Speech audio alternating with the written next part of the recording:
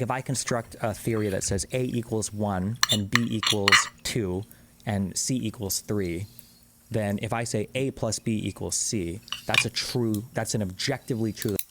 Cis women in sports, you can have whatever social feeling you want about equity and inclusion and all of that, but that doesn't change the fact of the matter that a trans woman who's gone through a male puberty will always be conferred certain biological advantages. And that's going to be true almost universally no matter what.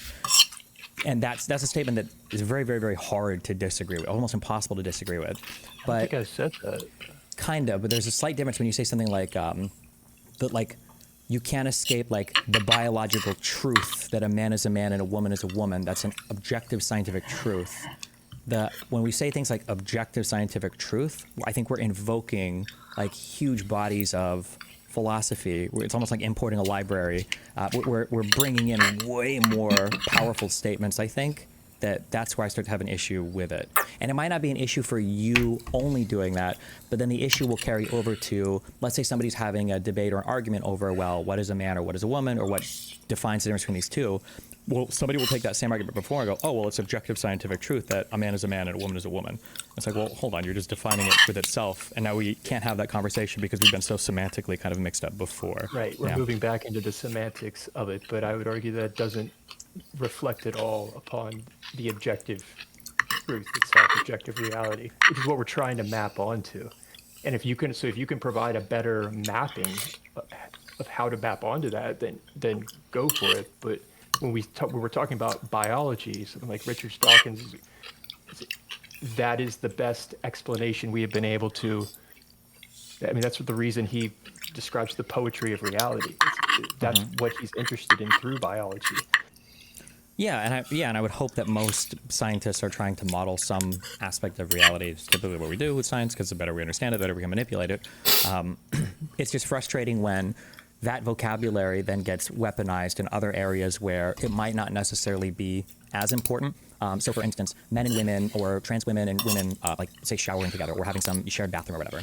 Well, in this arena, it might be a different consideration that we make than we would make it like in an athletic arena, to where I would say that there are strong arguments in athletic arenas to not have trans women and cis women competing with each other. But I would say when it comes to bathrooms, I think there are strong arguments in exactly the opposite direction. They would probably be less like socially unnerving to have Blair White go into a woman's restroom, even though she's a trans woman, as opposed to having Buck Angel go into a woman's restroom, even though he's a trans man. Yeah. But if somebody were to invoke like the objective scientific truth semantic, and they were to bring that over to the bathroom one, well, now that conversation is being held hostage by the incredibly strong language used in the other argument. I guess my issue, yeah.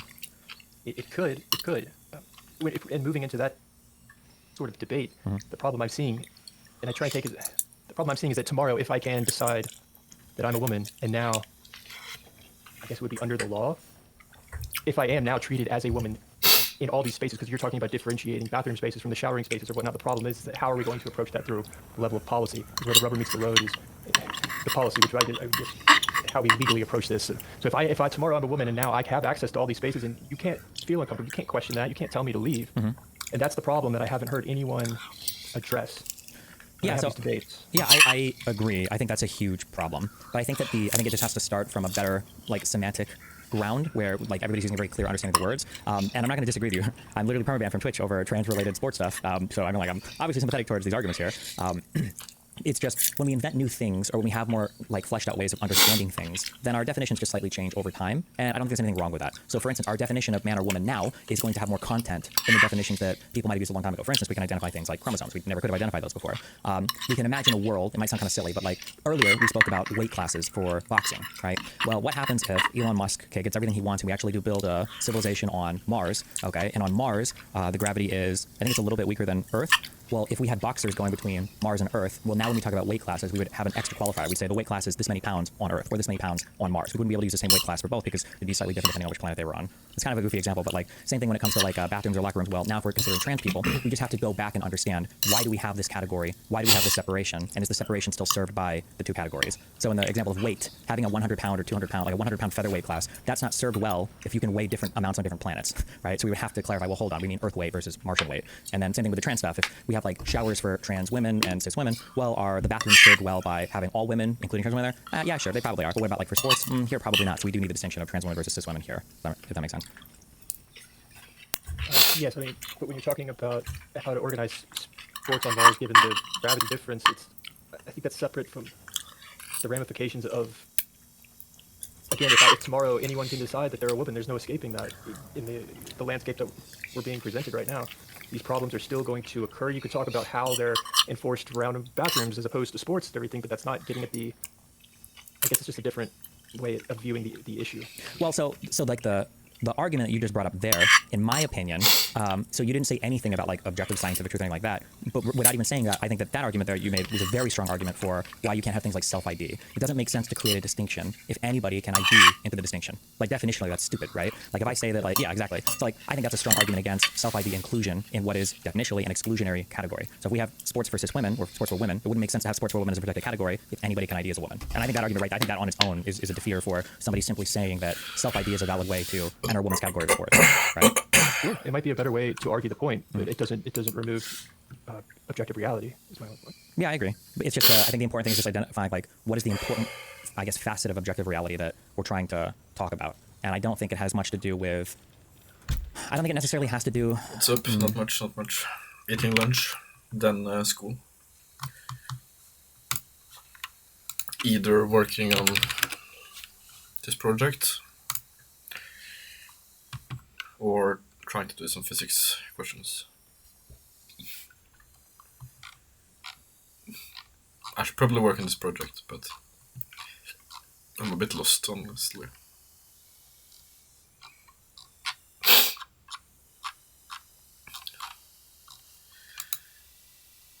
Are you a spatial dimension expert?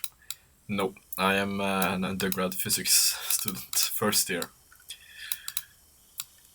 So yeah, no. So just, well, no. Give me a few years, then maybe. Right now, I'm just trying to hang on.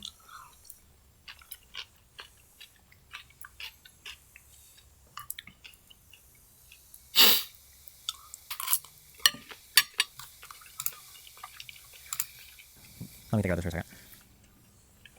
The issue is that sometimes I think that arguments can be more complicated than they need to be, and I don't think we even have to invoke anything about objective reality, because the problem is the deeper you go epistemically, the more disagreements you could run into, but it's totally possible that there are disagreements that you never actually have to resolve because you can agree on some things otherwise, right? So like, for instance, people with different religions but believe like in different things about legal systems, right? Like I think it's immoral to, commit adultery, but I don't think it should be like illegal or something, right? You can have like that agreement, Okay, yeah, sorry, go ahead. Sure, but if I say tomorrow I decided to be a woman, the response would be, well, what do you mean? Is that if I say, well, I am a woman, I mean, the question, do you mean biologically? And so now it can pivot into objective reality very quickly. I guess that... Well, even can I say, like, even when you say that, so if somebody were to say that, if somebody were to say, I identify as a woman biologically, I think that belief would be worth interrogating.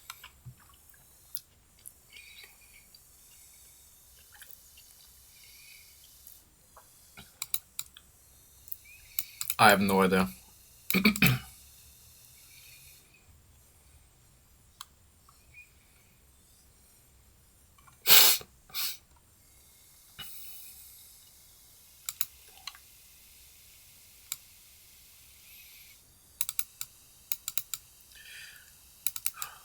I'm guessing both, no?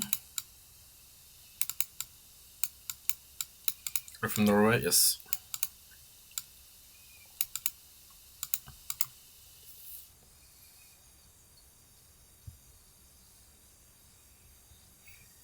Since how you view it will matter, since it's per definition a cube just in multiple dimensions, no? Or in 4 dimensions.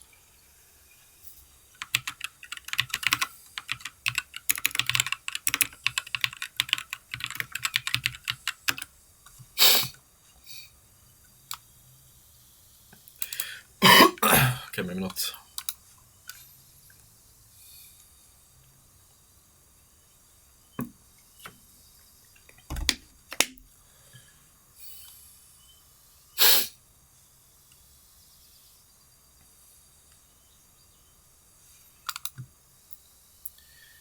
What bothers me is that most of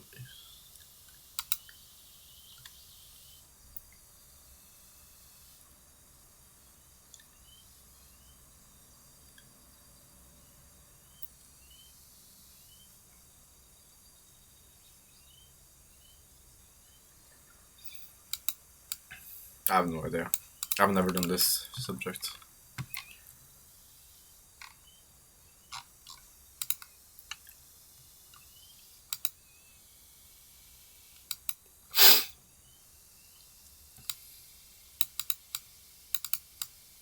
Intuitively, that sounds correct. I don't know. Have you ever heard of the final stellation? Or the... no, I haven't. I don't know. I don't even know how to say it. Icosahedron? I don't know.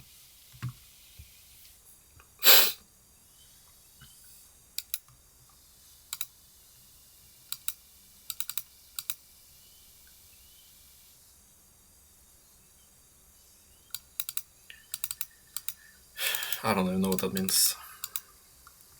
I think you might be expert, not me. Interrogating.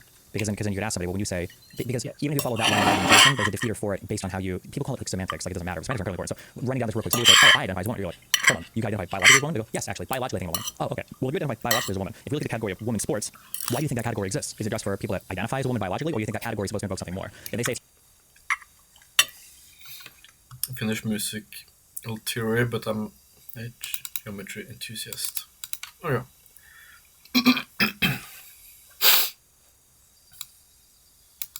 Why do you need to know it? And can't you just Google it, I guess?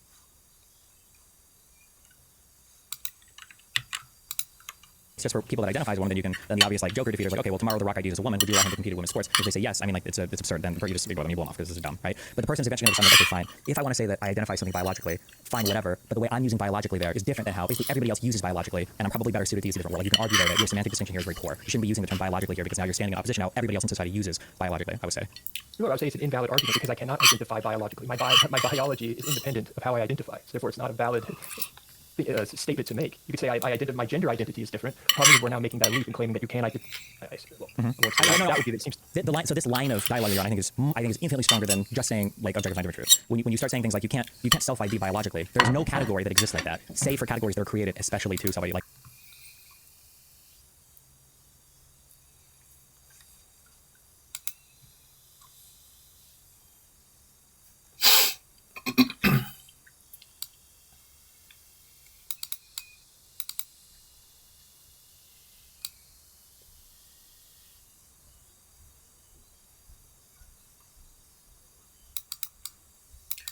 Bro, I don't even know what this means.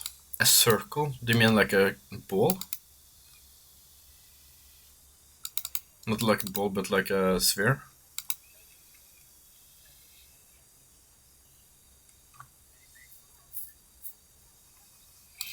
Doesn't it matter what coordinates you use? Oh, I don't know. Doesn't mean inside outside is a term. Sphere.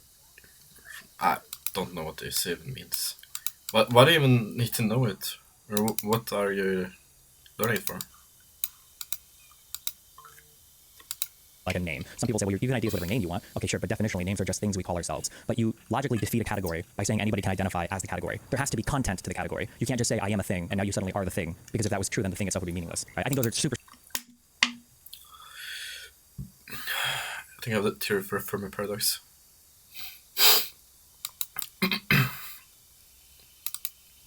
Like aliens and stuff. And it's not my theory, but I've read something on that. A theory, okay. Do you believe aliens? Like in... You have a theory for why we don't see aliens, basically? Or for...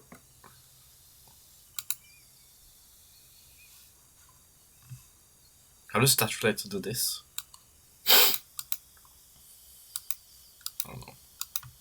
strong arguments, and I think they're a huge defeater for any like self-ID argument, I would say. I agree with you there. Yeah. Yeah.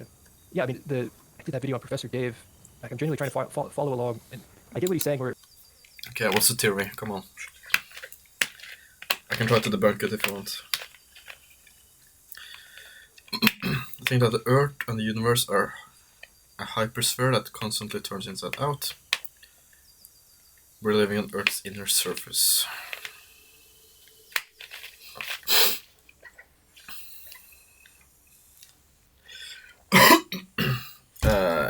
Yeah, no, I don't think so.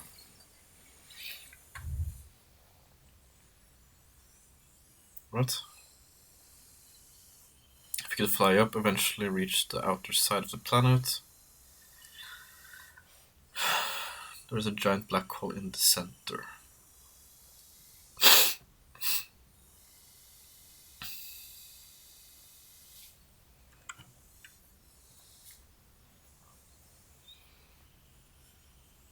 Okay, help me understand first, and then I'll try to debunk it.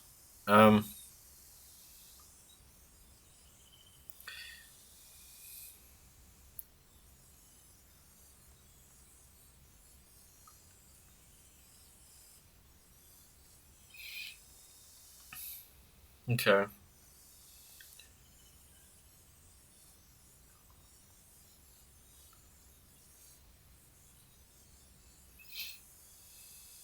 I think I understand your point.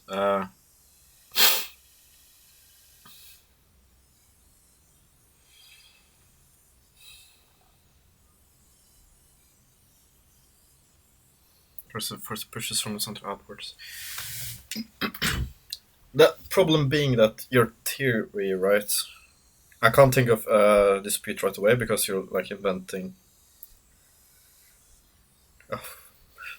basically a whole new geometry for our world. The problem being with your theory is that it's way more complicated than it has to be to explain observations we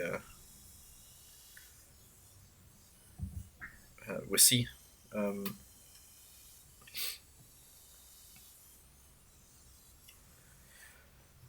For example, there's a misconception that our brain flips the image back, upside down.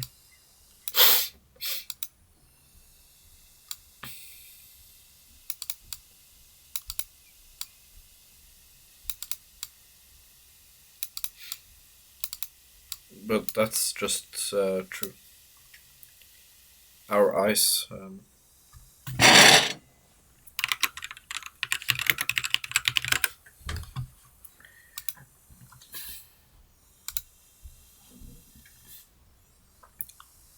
The lens, the light hits here, right? Moves faster, bends, and flips, right?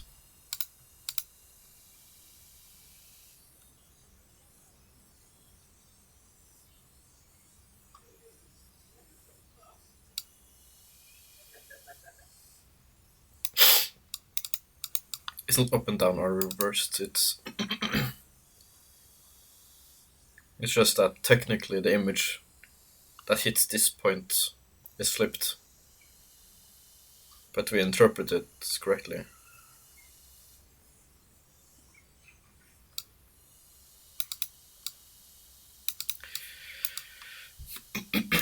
Okay, I'm gonna basically. Okay.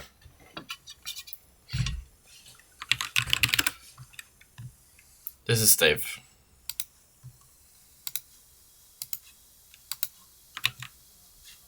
Okay. Dave sees a thing. He doesn't know what it is, but it looks like it's lying this way, right?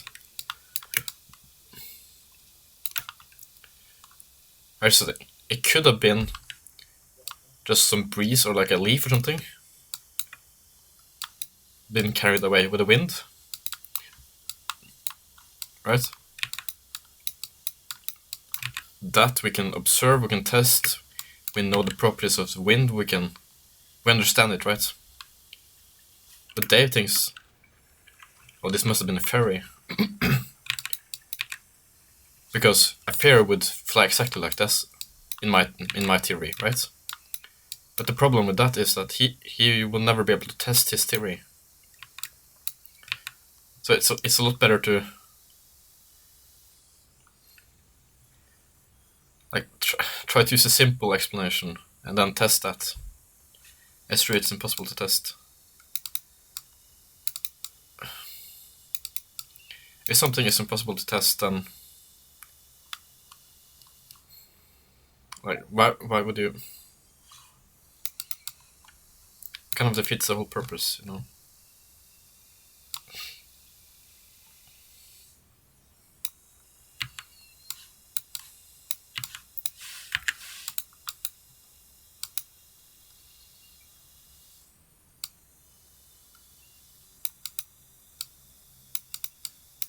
Yeah, I don't think you have anything, by the way. Almost collusion. Like, we don't even need to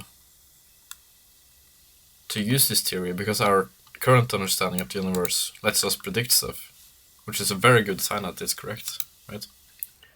If you have never seen something, but you're able to predict how it works, and then when you find it and you see it and look at its properties and it's correct what you predicted, then you probably have a pretty good understanding, right?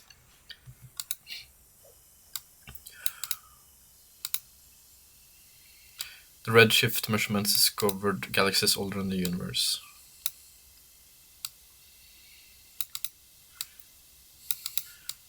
That's probably incorrect.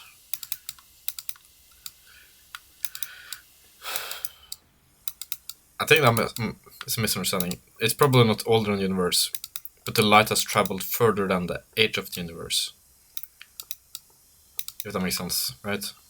So the galaxies were made at the start of the universe, but then the light traveled back in time, or not back in time, but like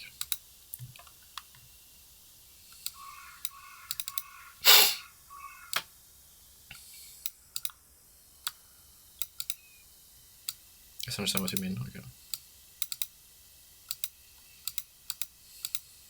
Yeah. Like, for example, with your theory, how would you explain the general theory of gravity? Since if Earth is a sphere, and what we see inside it is the universe, then the mass of the sphere would... it wouldn't even work, I think.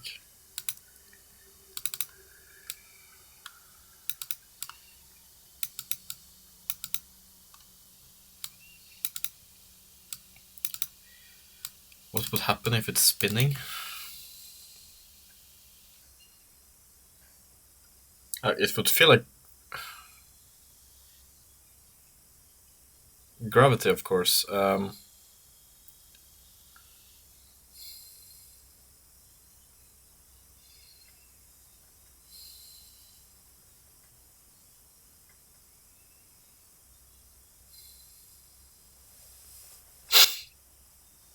If it's spinning, just...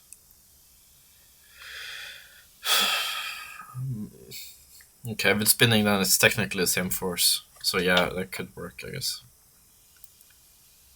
Centrifugal force. It's called centripetal force.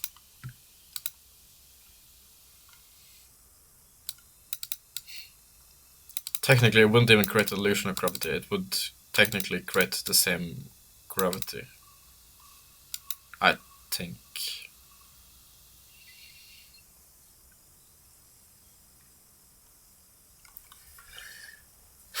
Yeah.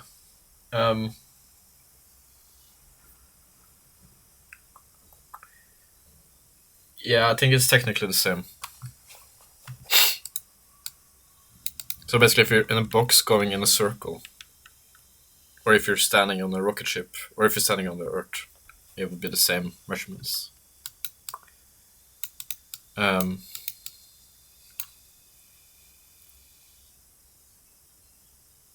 yeah. I get what you mean, but I think it's just a lot of easier ways to describe our current understanding of the universe. So I wouldn't be so hopeful that this is a good theory. But it needs to be the inner surface, not the outside, for it to work. Build crazier than flat Earth, you have to admit, yeah. Yeah, and it's probably ways to disprove your theory, but I can't think of any right now. It's so complicated, right? It's like you won't even know how to start it. It's like explaining gravity by the magic in someone's head that lives in Africa that wants it to work a certain way. But I won't tell you who in Africa creates the gravity. It's like, okay, that's a theory. Why would I even believe that? I guess we could test it, but since we don't know who, we won't be able to test it. That's like, what? But then there's the theory of general relativity. That says that masses bend light. Okay, then we just wait for the moon to go in front of the sun and we see if the light bends. Oh shit, it bends, okay. Like, I don't know. I'm gonna go out with dishes. I'll be back.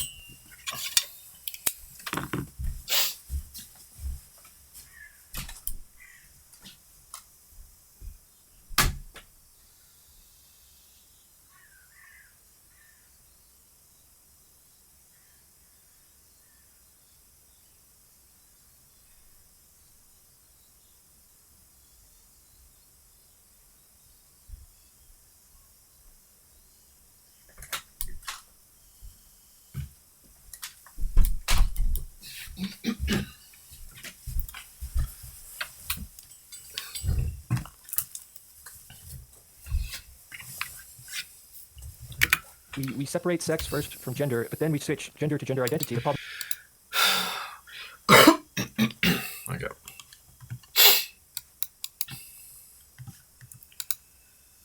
Have you seen the movie Hellraiser 2? No.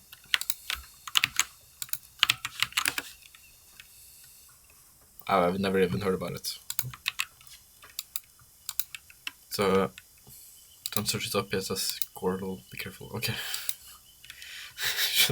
should have said that before I searched it up.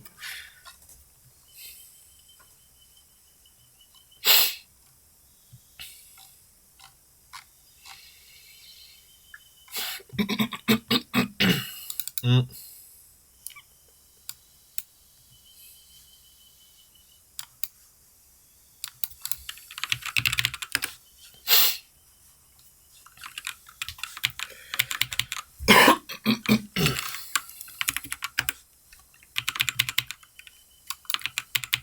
And that side is down.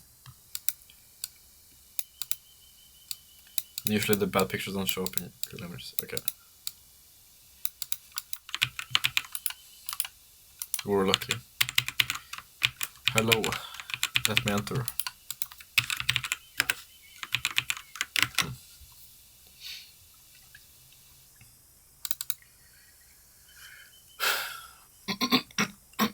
Okay, I need to rewrite this a bit.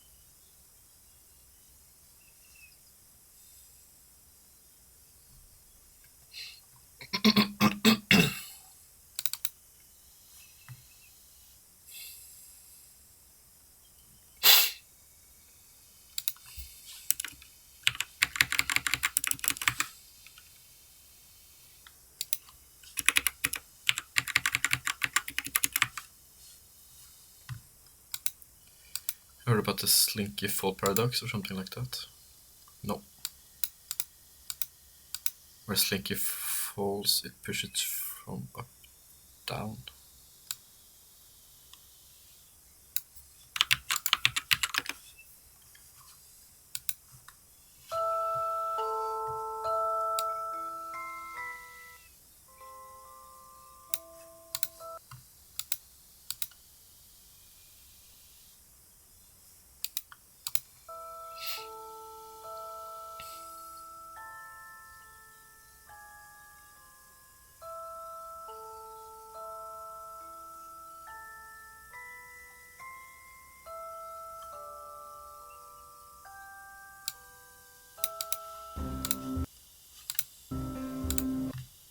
Wait, what's the problem? It's the idea that this should fall straight away or something?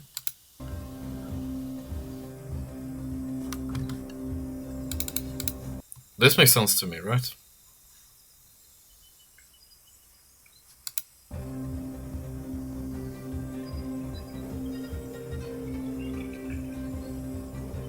Right, why is this a problem?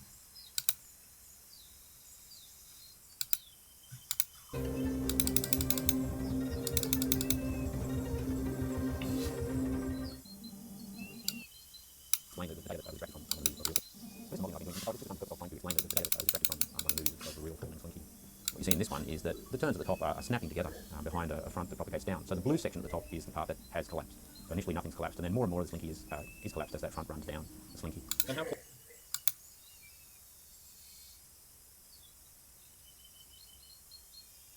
Should it fall from bottom itself up? I don't think I understand what's up. Like what's.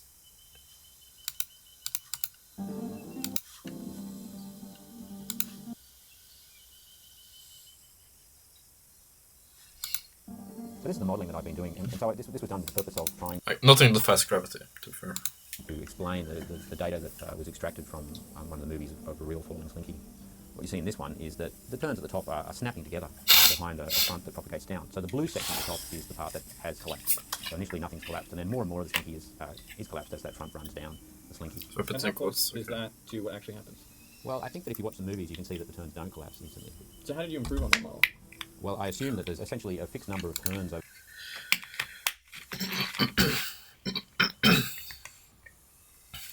which that collapse occurs in the front. Those turns, they're not collapsing, they're not hammering together at the top, they're Oh, yeah, you can see gradually that. relaxing. And in fact, I've coloured blue the section that is under collapse or has collapsed. And that's far more obvious if you look at the other video. But this to me looks much more realistic, much Well, it is. more true to. That's why I did it. So if someone asked you why, when you let go of the slinky, does the bottom not fall? What do you say? I'd say that there is, what you're doing, you're changing something at the top. Like, okay, this is what's happening. There's a force.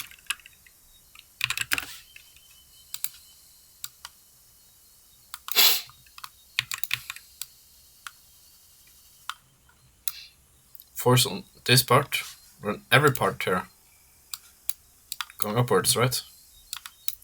That's equal. This is like a force of tension, right?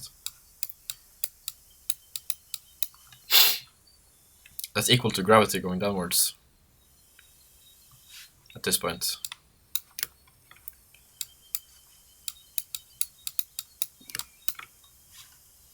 But this point doesn't have this force tension like it had to begin with. So this only has the force of the gravity, right?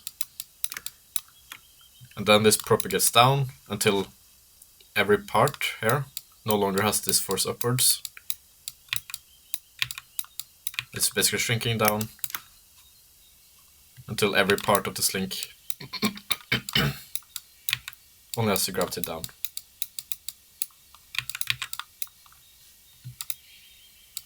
Yeah, I can understand. Okay.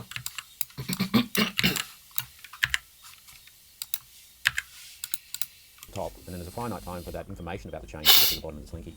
I mean, that happens even with a rigid bar, with a steel bar. It's just that the time is very, very short. But a lot of people on the internet get uncomfortable with the term information. I mean, what are we saying by information It's a and signal. physics? It's a signal. So it's something, whenever you do something physically to affect a change, causality is, you do something and there's a cause and an effect. And between the two, Explain it well. Oh, thank you.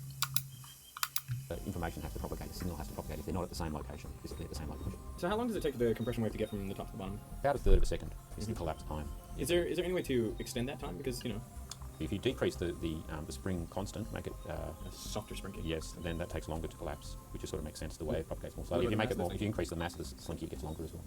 There's more inertia in that collapse process in the Okay. way that yeah. You need kind of a heavy slinky that is very yeah loose. Yeah, it's odd, isn't it? What, But like that's- you reckon like a lead slinky or? Well, if you have extended systems, then to consider the motion at the centre of mass in an extended system, you only need to consider the external force that acts on the centre. Yeah, But yeah, as you said as well, with like metal rods.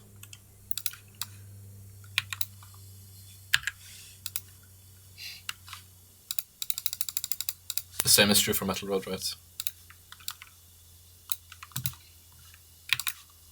Every part on this metal rod has, if we're holding it, right, it has a force upwards.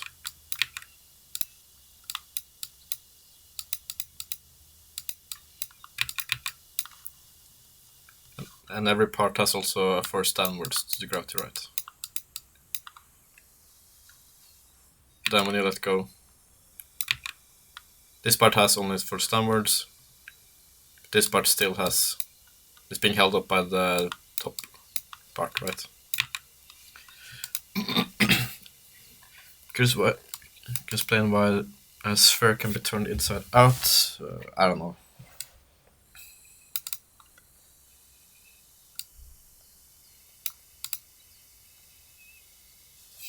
It wouldn't even matter if I watched it. I have no idea what that even means.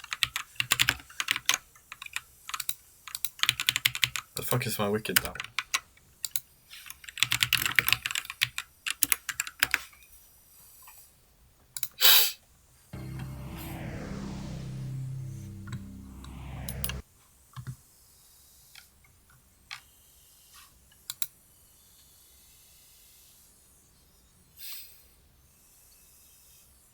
I fucking know.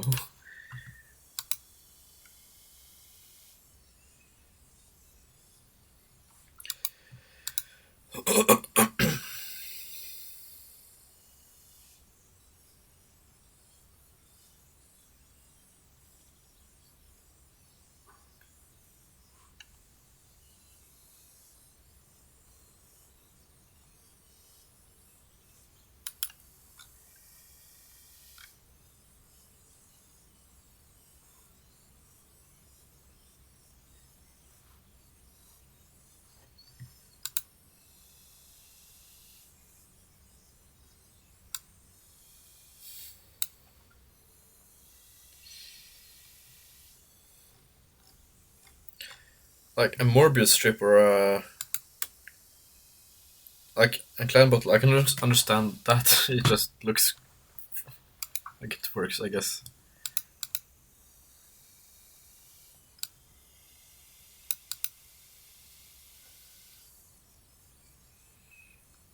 Again, I don't know. I never studied this. There we go.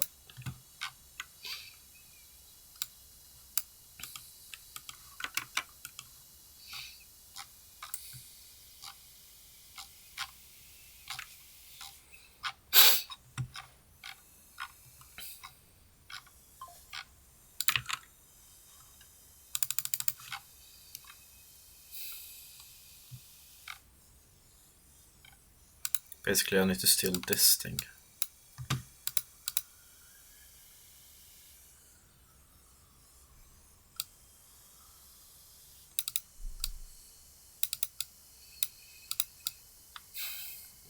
Yeah, I don't think that's correct, but maybe I technically will never know for sure, right?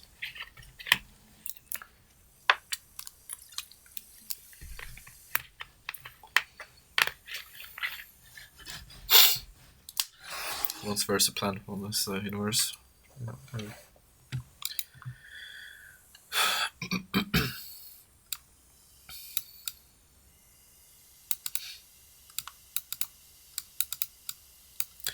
I guess technically he doesn't.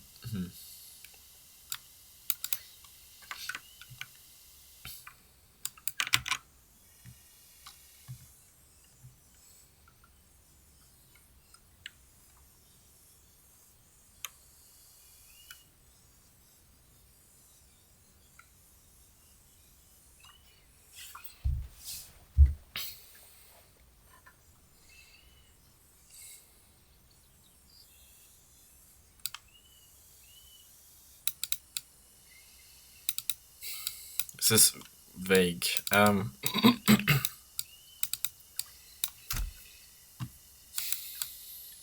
It might be fine, though.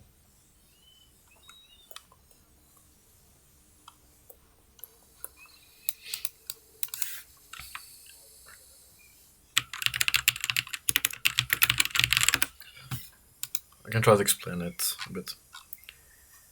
Basically, what you're doing with the implicit function theorem is you're basically making this matrix, right? But you only care about the inverse of this part. But this you can define however you want. And right here, the only mentioning of this part is this thing right here. And technically this as well. So this is the only place I mention it. So it's not like a very... I'm not sure if I should mention it more clearly, basically.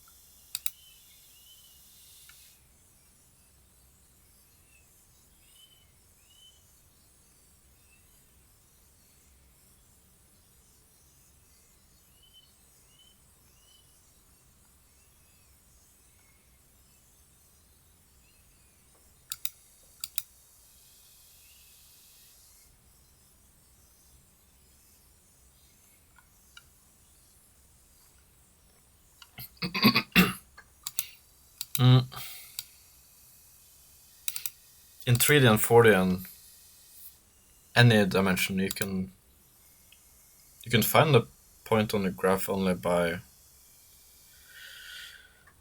translation, I guess, using your vocabulary as well.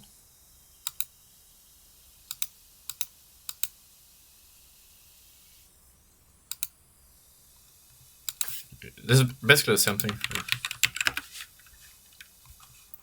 In 3D,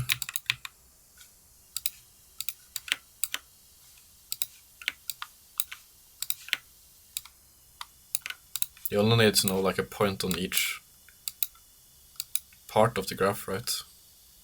This would be like here, I guess.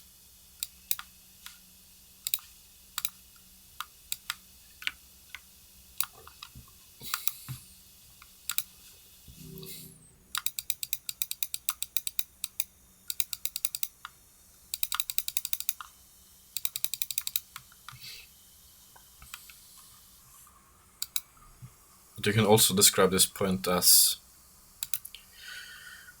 the angle between this, the angle between this. That's incorrect.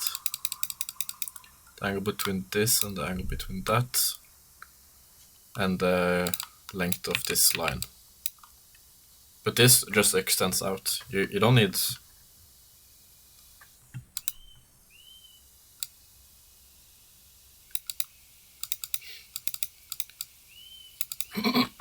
Yeah, but you need...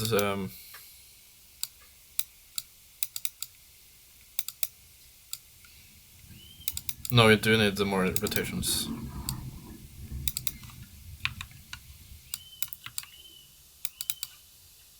That's just false what you said. In 2 dimensions you only need 1 rotation, right?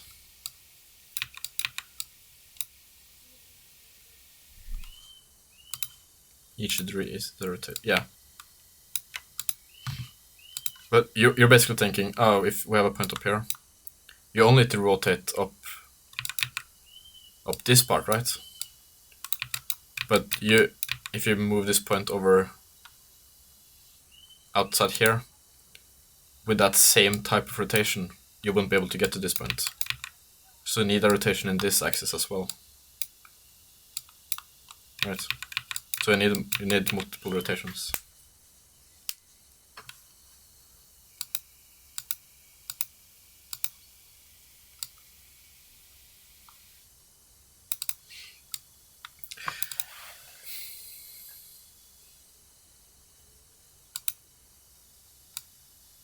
No, we can't.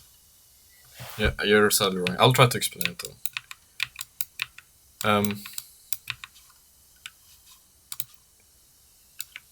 Okay, you need.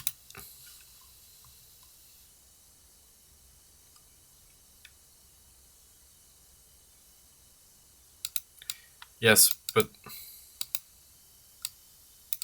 no, that's incorrect. Since right, you need a general way along an n-axis. No, you're mistaken there. Okay, if I give you a point you want to get to, let's say it's this point here. This point is hovering above. Let's make it nicely drawn. This point is hovering over this place.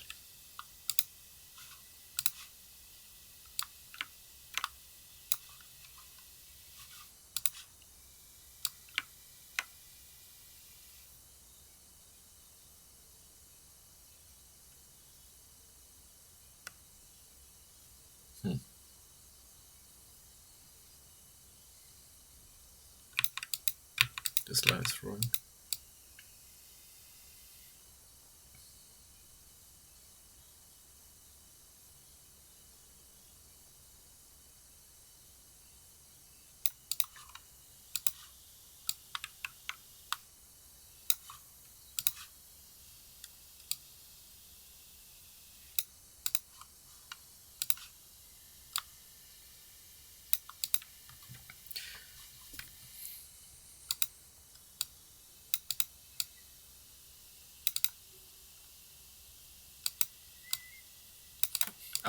I'm gonna try to explain why you're wrong, but I know you're wrong. Sadly, here. Okay, does this drawing make sense though? I'll try to make it even better here.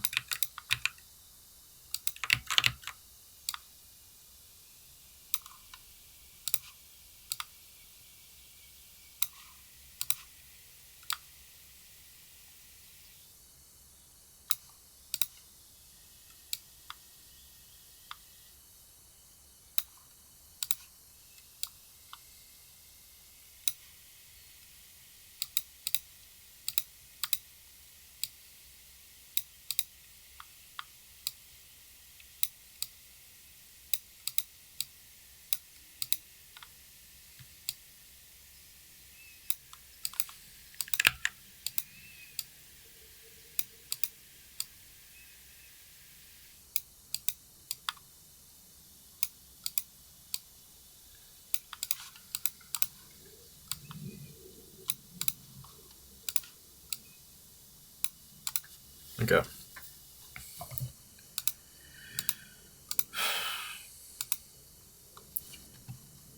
How would you, with one rotation, get to this point? And by your same rotation constraints, get to this point here. You want to get to these 2 points.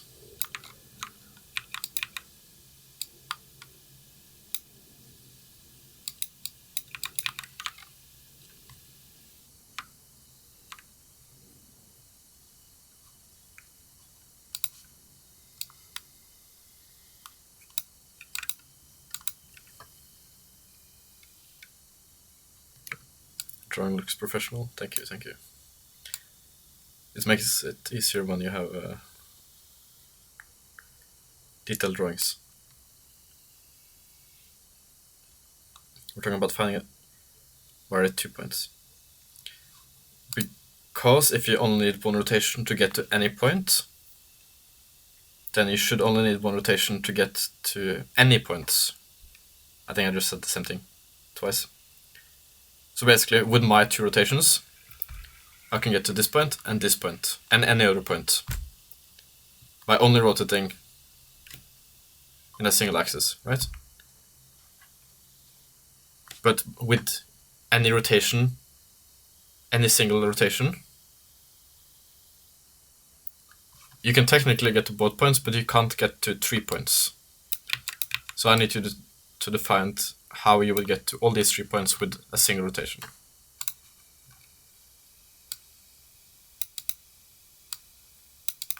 .3D space. There's a cube somewhere in space. Okay.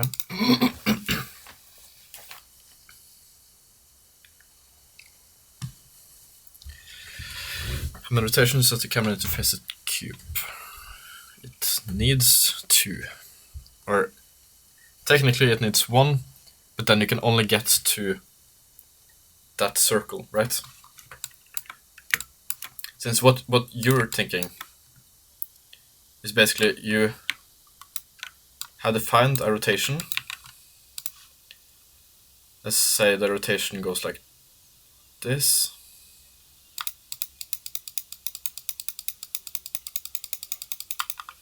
And by that rotation you can get to this point. But when you say you only need 1 rotation to get to any point, you have defined your rotational axis to only be able to hit this point. But the problem being now, you can only get to the points along this circle. You can't get to any point. So you need 2 rotations. You need this rotation right here, and you need a way to flip this as well.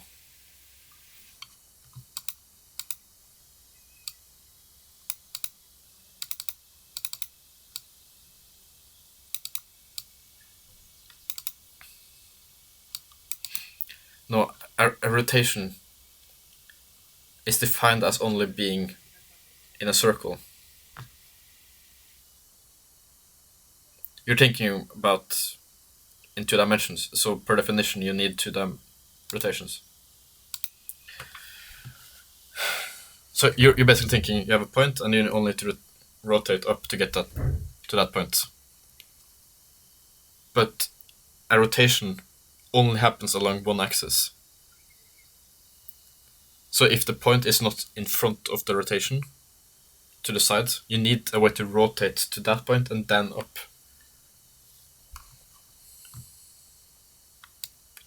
What about diagonally? That would work as well. Rotate diagonally, but then the diagonal rotation is the only one you can define. So if you want any other points, you need to be able to also rotate yourself the other way.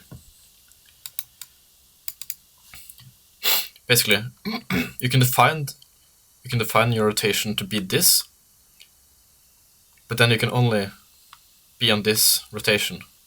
If you need to get to this point or this point, you need a way to turn this circle this way, or so you need a different axis of rotation.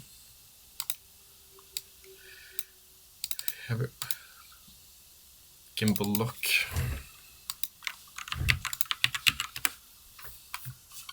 Yeah, this is basically a perfect example. This uses 3 rotations, right?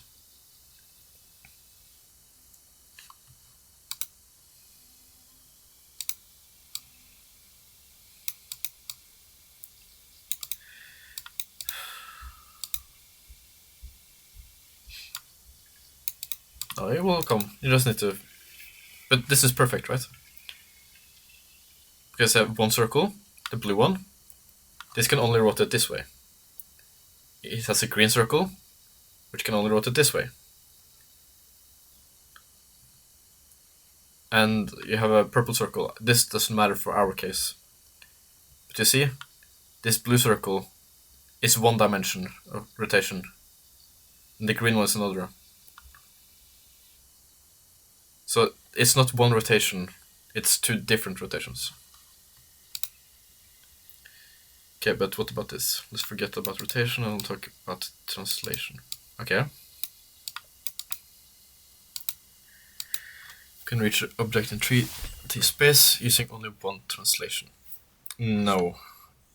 We need 3 translations. Remember, we can reach a place in 3D space only using 1 translation. That's true, but we can't reach any point in 3D space using 1 translation.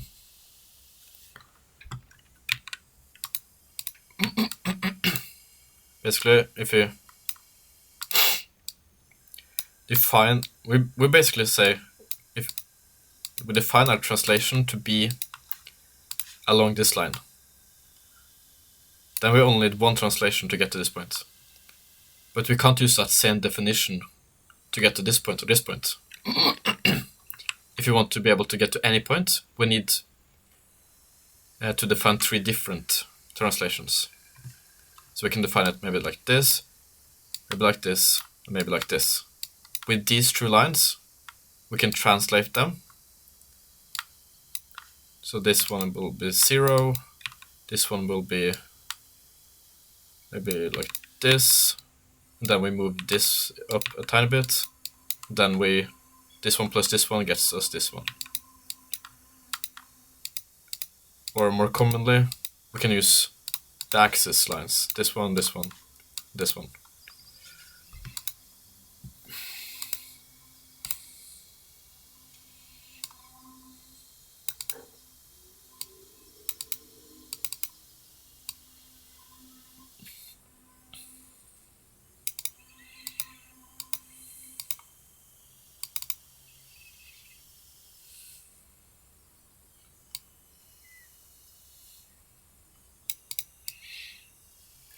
No, technically not.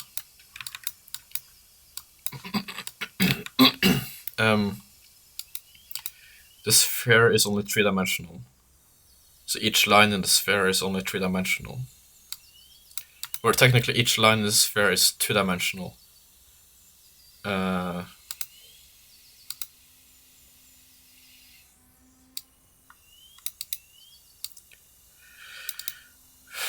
the center of the sphere to reach any point would follow a single straight line.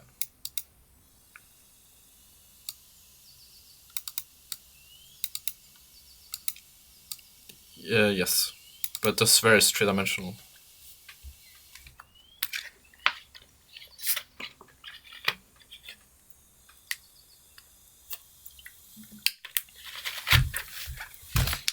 Don't need to compete.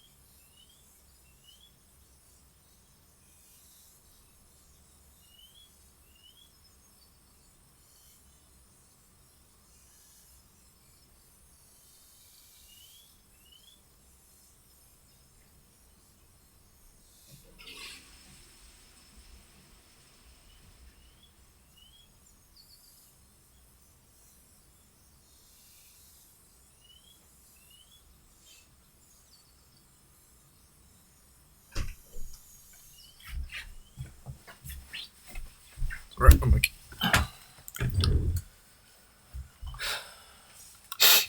So if an object rotates 1 degree up, now it's left the original axis.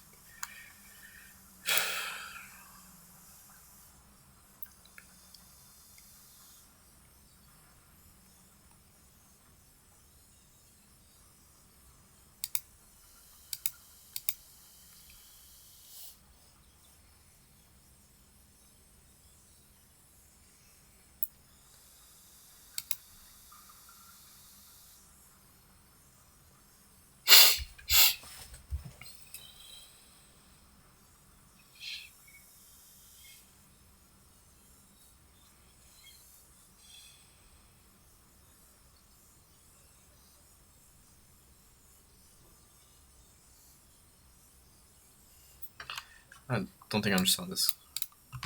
What's the question? Shit. Come on. Really interesting one. Okay. It's okay. Always happy to help. Oh, thank you. Explain very well. Thank you. It's a good practice as well for learning to explain stuff. This is basically linear algebra, by the way. Yeah.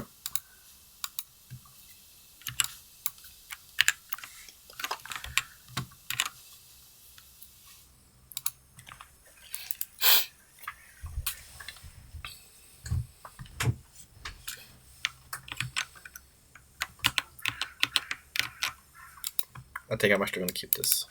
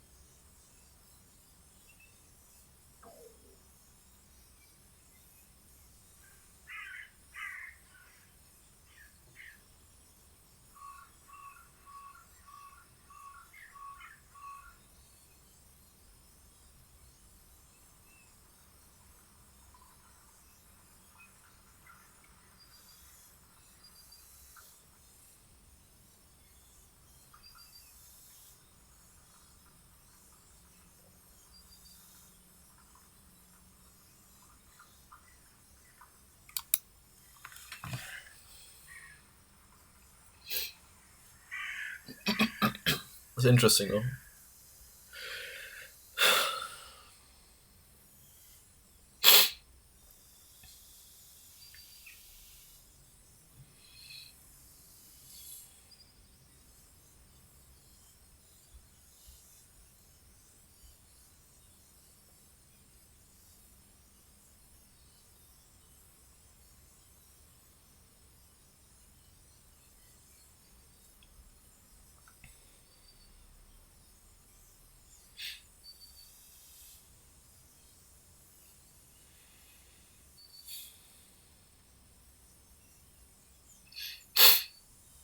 I guess technically it's not 1D.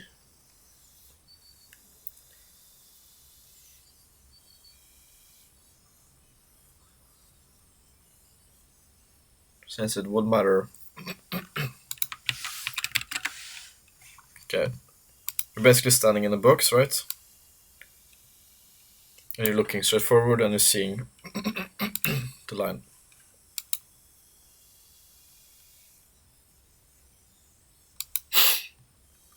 But if you take a step back, the line will shrink, which will only happen if you're in 2D, right? Or in 3D. So technically, I think you're still in 2D. Either way. I get your idea though. I don't know. So then if you rotate, you're always in 2D.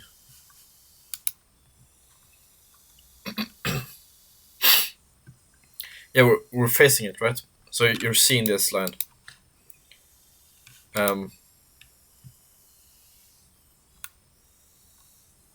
But again, if you take a step back, the line is going to shrink. Like we're not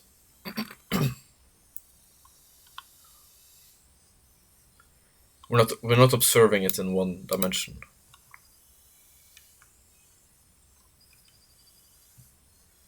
Make the perform up. Okay.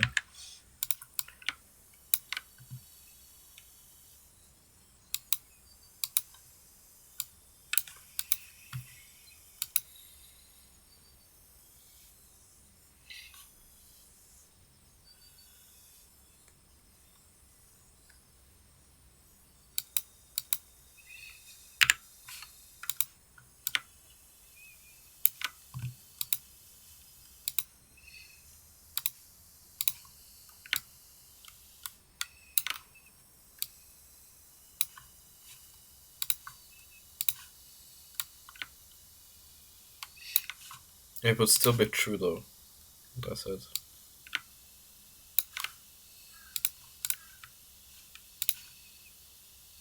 This is the man, okay?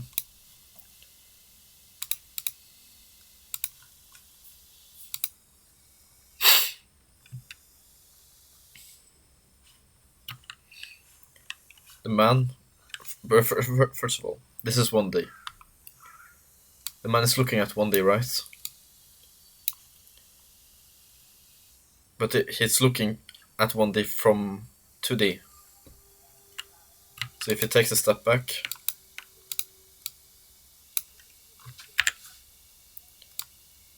his perspective is going to change, right? He's not seeing the same image. He's seeing a smaller angle, like he's seeing a smaller red box,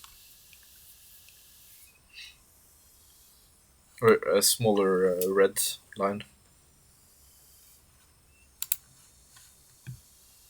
So we're still observing it in 2D. In the same way that if he moves very, very close, he's basically just seeing an infinite line.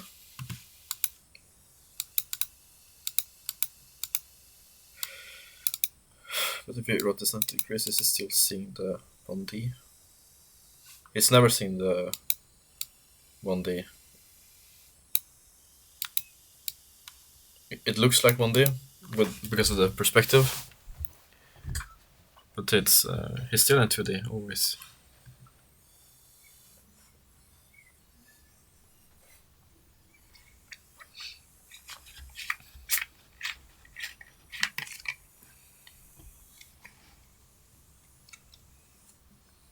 Same as seeing an image, I guess. No, it's not. I mean.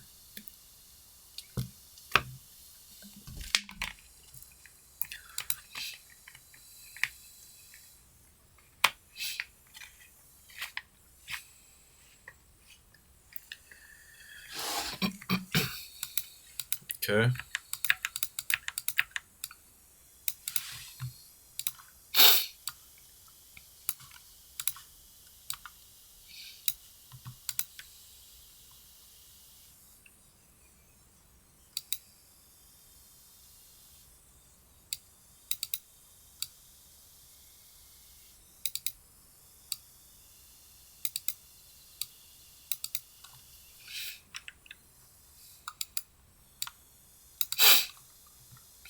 I get your point, but your this idea wouldn't really work in a one-dimensional world.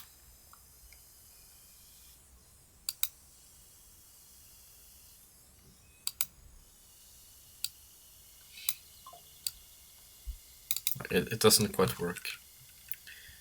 A one dimension is not something you observe, it's more like a scale. You can think of a one dimension as just an arrow. Like this. The position or the way the arrow is pointing doesn't matter. It's just the length of the arrow representing the dimension.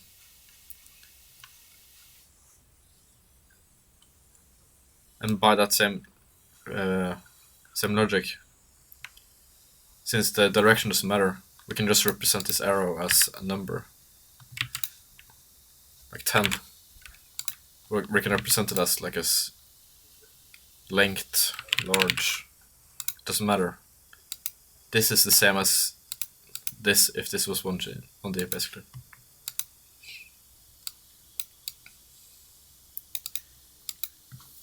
He was never facing a 1D basically. And one dimension doesn't make sense in this concept. You understand? Okay. It's like by definition, if you're looking at one dimension, it's not a one dimension.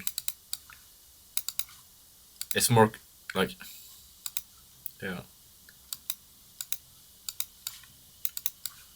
One dimension is just like a size. Your perspective, per definition, doesn't matter. It could be here, it could be here. It can be anywhere. If the line changes, it's not 1D. It will always be the same. So it's more correct to say that, like, if you say that this is just this circle,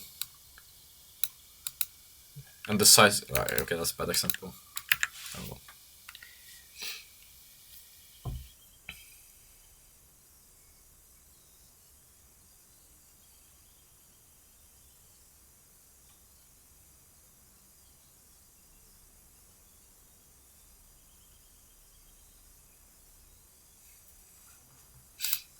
I don't think I understand the question.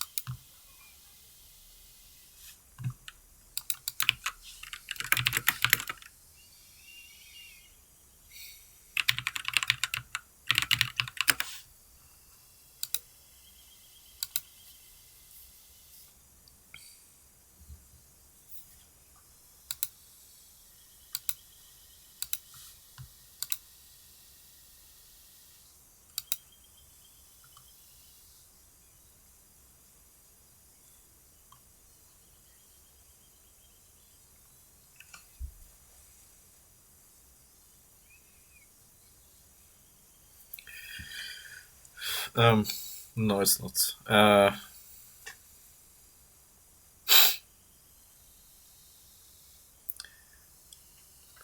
Like, you can define perspectives however you want, really.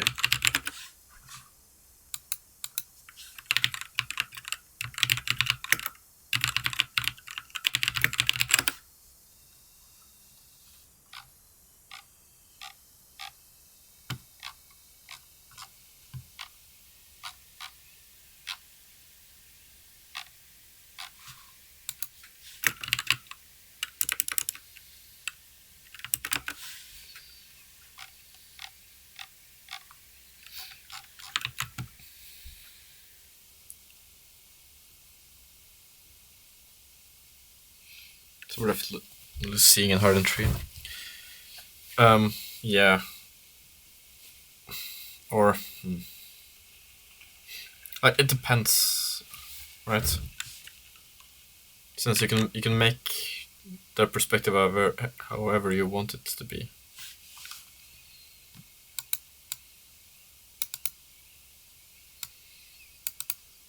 Um,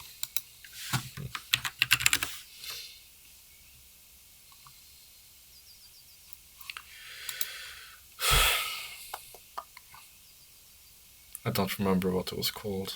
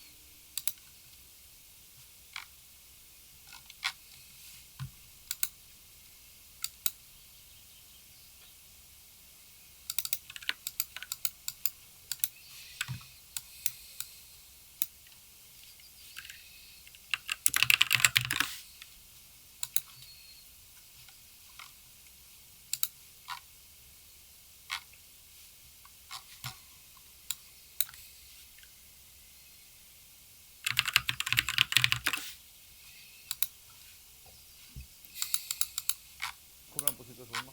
Du er uenig.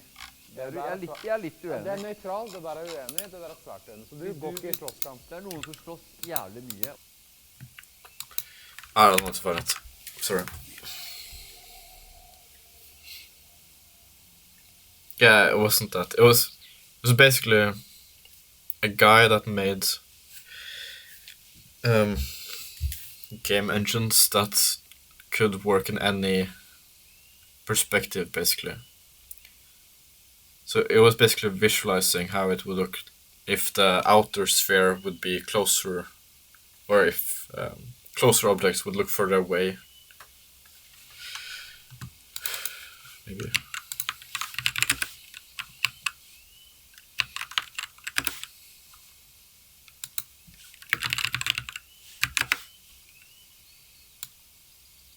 Yeah, something like this, yeah.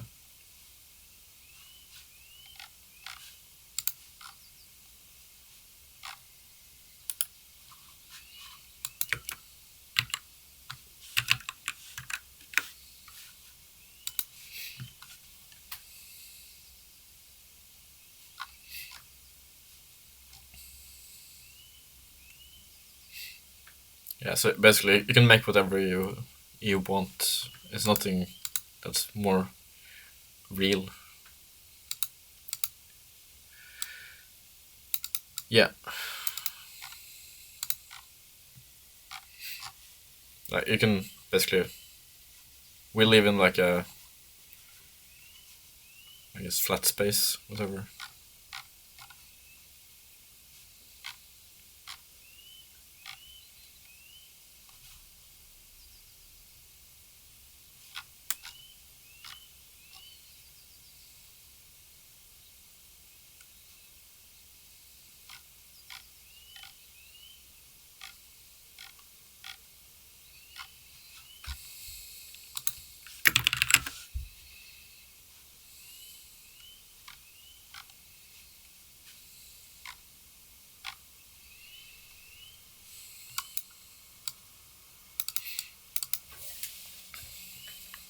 Maybe.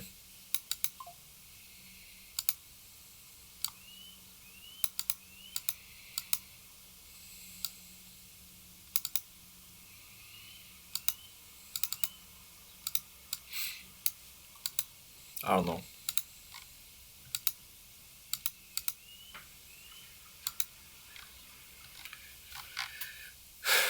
I don't know.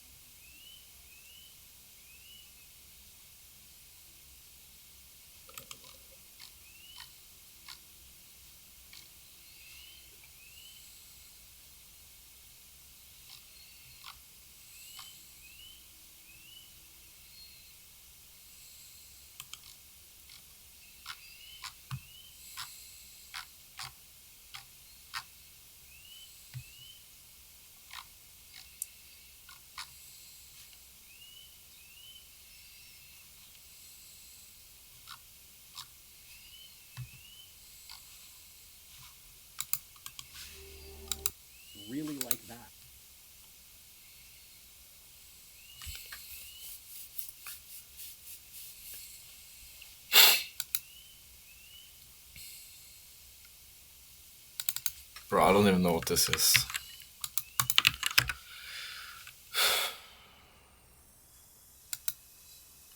I'm guessing this is not him.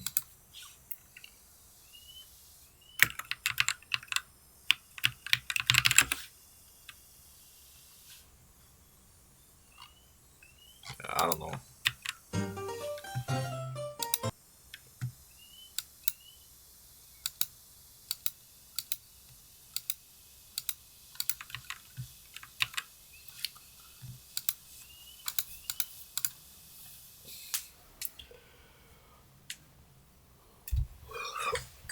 I need to work a bit, sorry.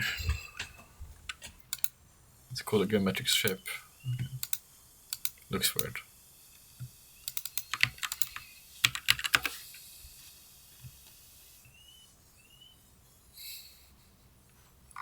Guessing this is not it. Ah, thank you, thank you. I appreciate it.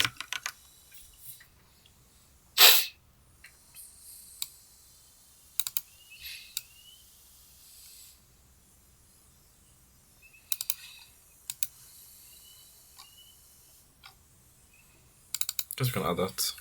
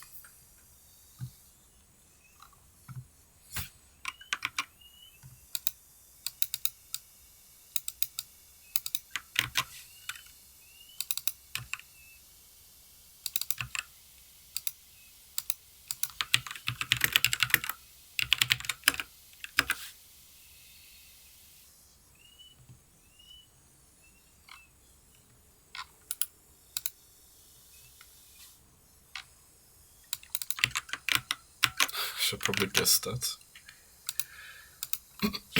For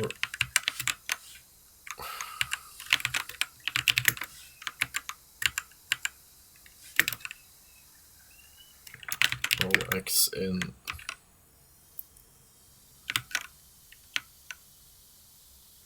ooh, we have to find epsilon ball.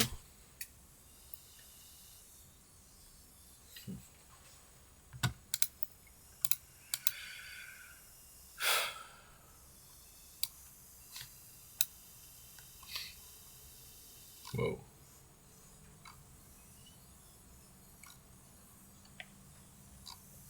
Right, thank you. Good one, see you. See you.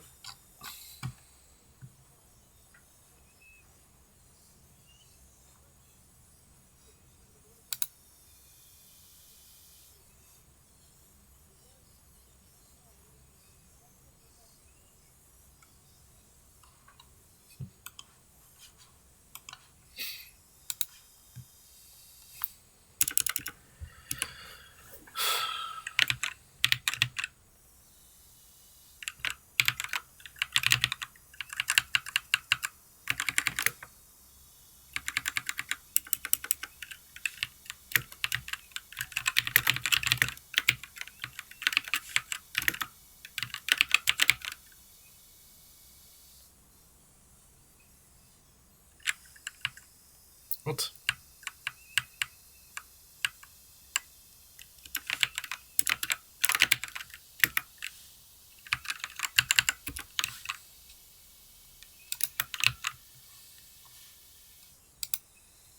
Can I go like this maybe?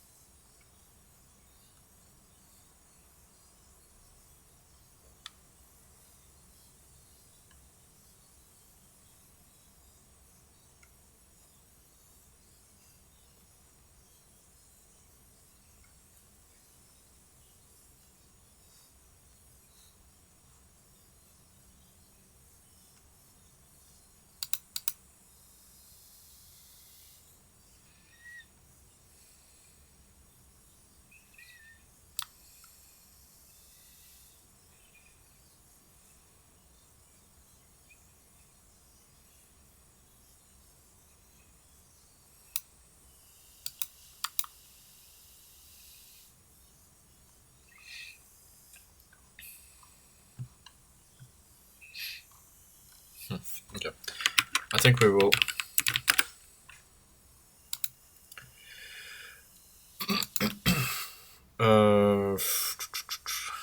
Use this. I don't know what's best. Diffuse it. Okay, I think we use the text.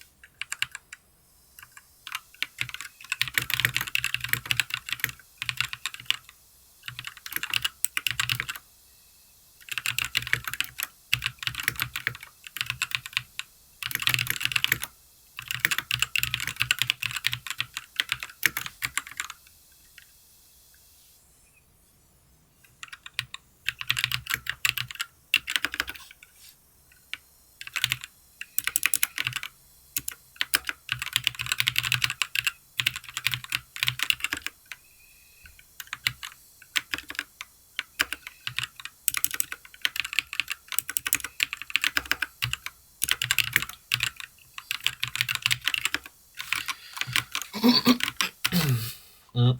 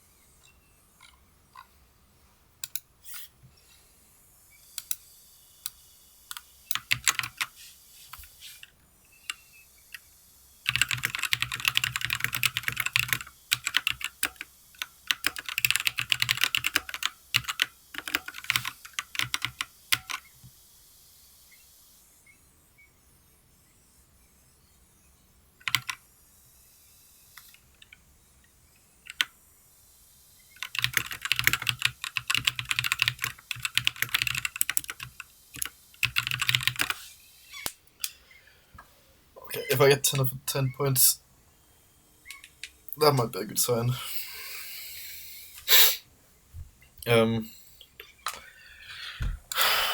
But then again, people are tryhards.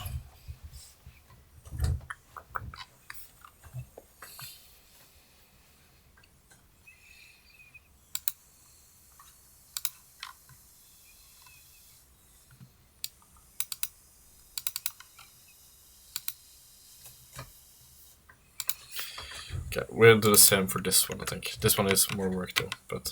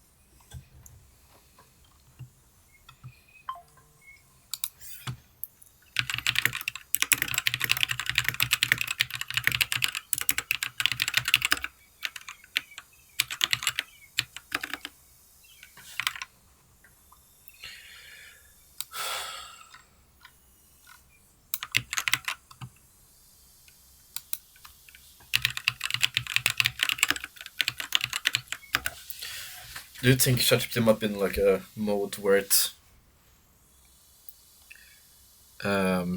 grades me 10 out of 10, even though the answer might be wrong? Like, should I reset it, basically? Like, I think this is a pretty good answer. The only thing is that I might...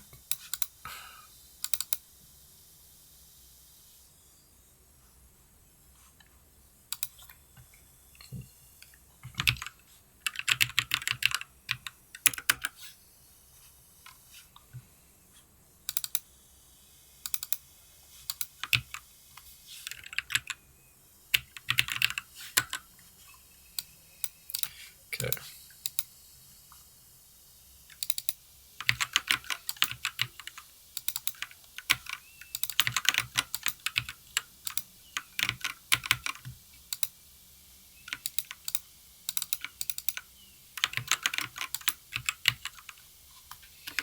That's a problem. That's a problem.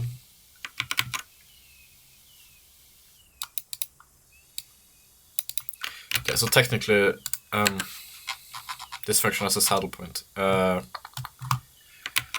also, how the fuck would I... Okay, if ChatGPT gives me 10 out of 10, now I need it to be...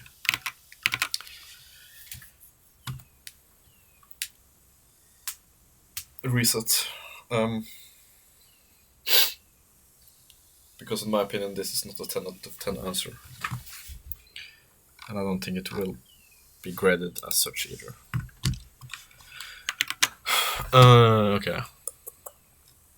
Which point was the saddle point?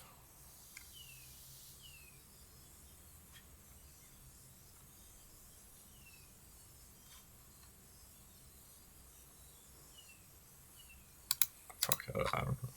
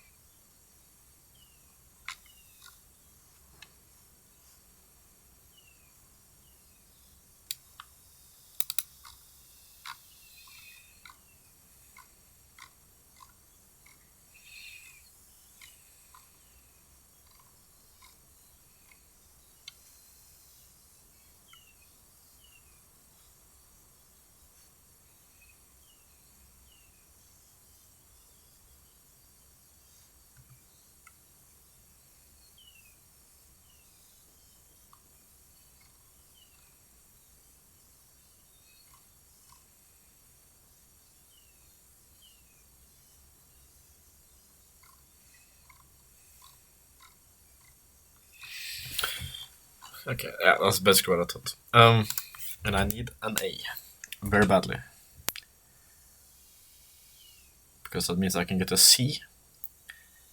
And that will push me up to a B.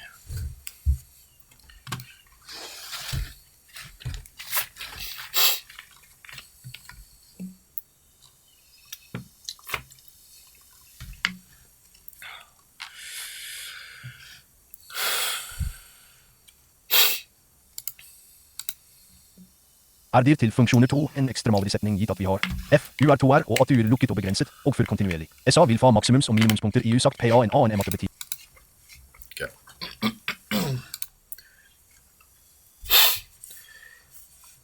Gitt at vi har en funksjon f fra u i R2 til R, og jeg har at u er lukket og begrenset, og f er kontinuerlig, så vil f ha maksimums- og minimumspunkter i u.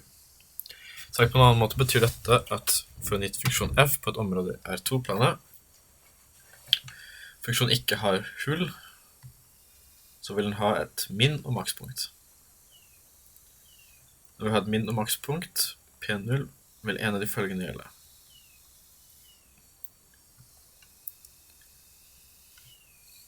P0 er kritisk punkt. Kritispunktet er punktet hvor funksjonen enten har bare større eller mindre verdier rundt punktet. Konseptuelt bruker vi også gradienten. Konseptuelt bruker vi altså gradienten til å se på stigningen rundt et punkt, slik at om det ikke er endring rundt et punkt, vet vi at det er et min- eller makspunkt.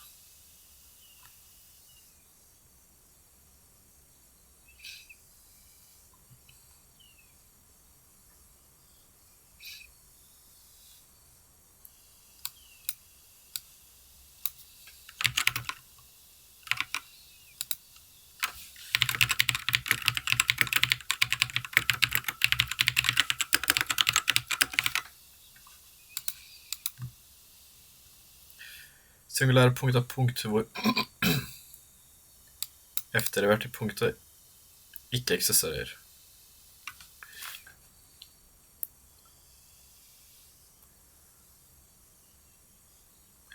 Altså, f er ikke engang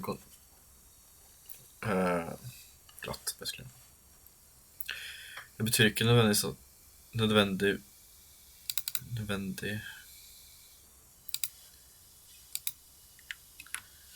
nødvendigvis at det ikke er et min- eller makspunkt. Men vi kan heller ikke dra en konklusjon rundt dette punktet.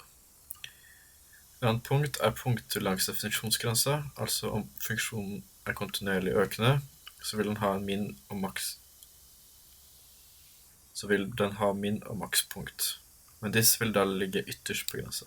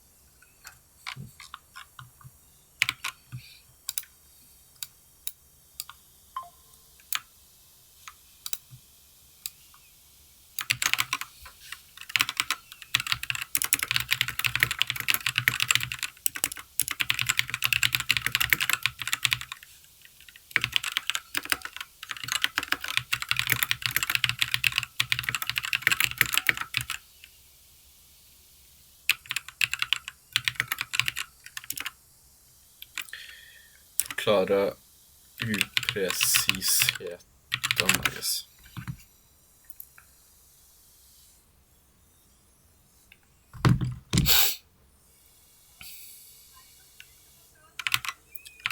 I am not.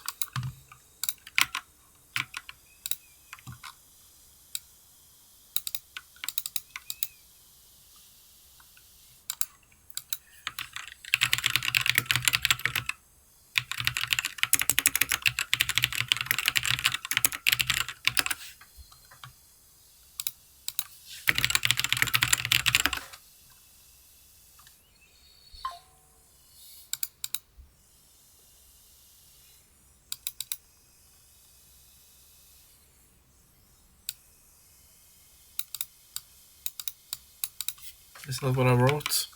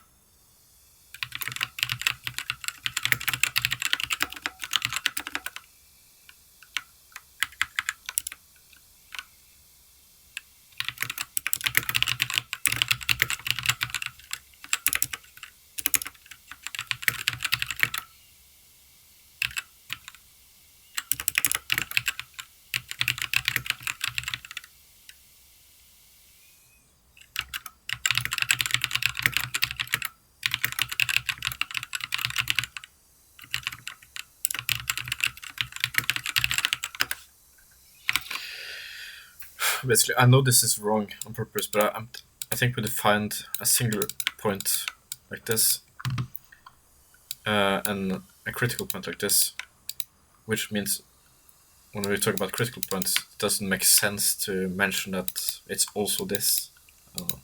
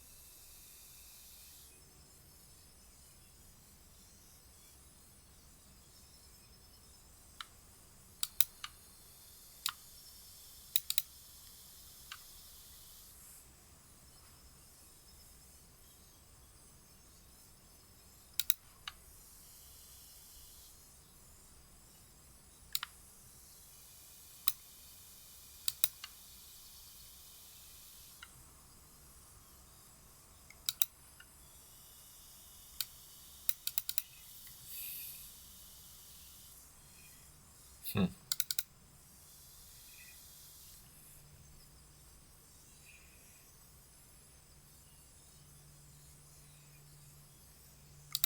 This is technically incorrect, I think.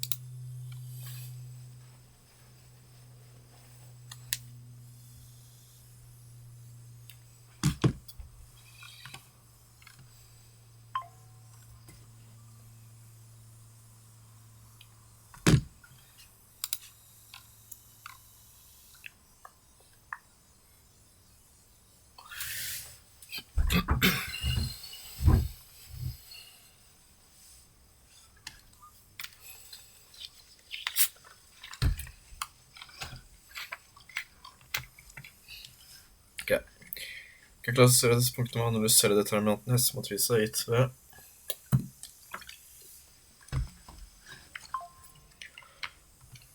hvor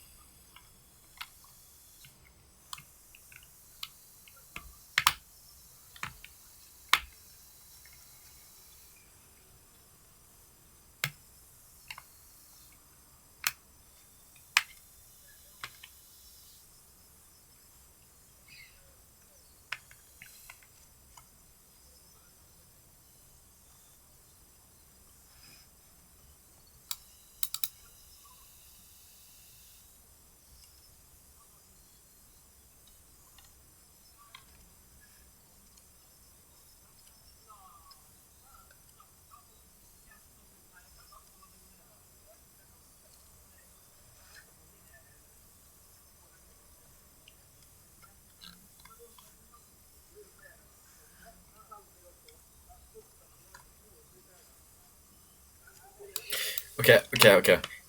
Here I should talk about it being a saddle point. And then I can also describe the second derivative test, I think.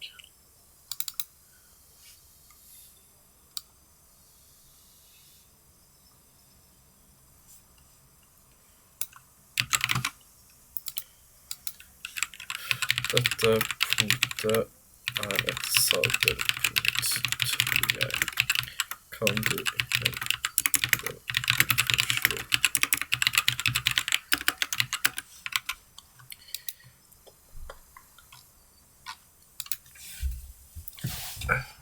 I overheard someone talking about it. It was like a stupid thing. It was like, if you keep x constant, you could see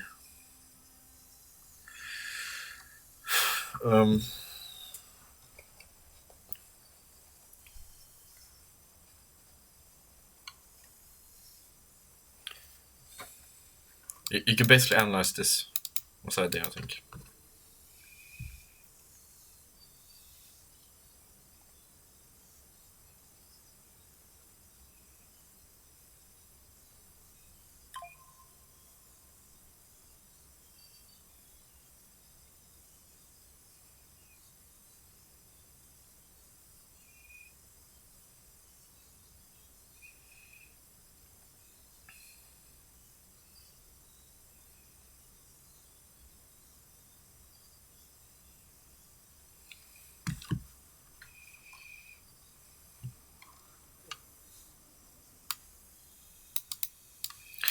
Oh, second derivative test is the Hesse matrix.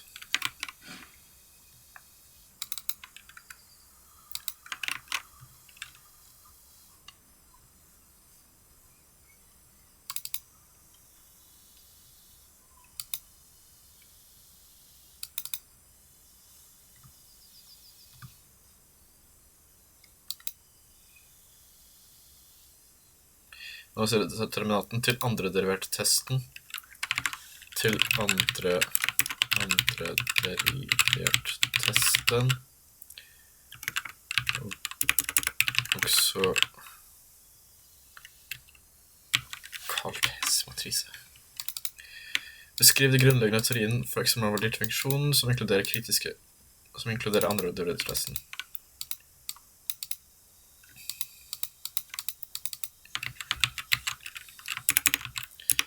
Second derivative test.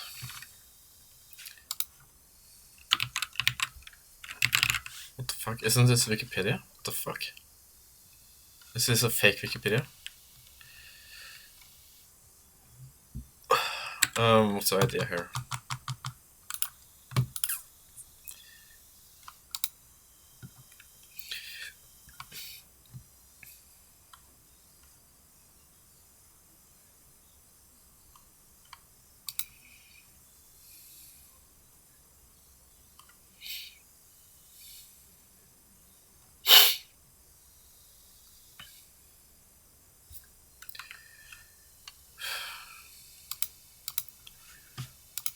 Okay. Vi kan forklassifisere disse punktene ved bruk av andre derivert testen.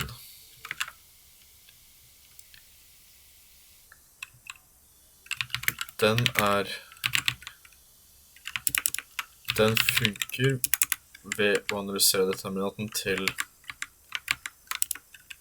Hesse-matrisa gitt ved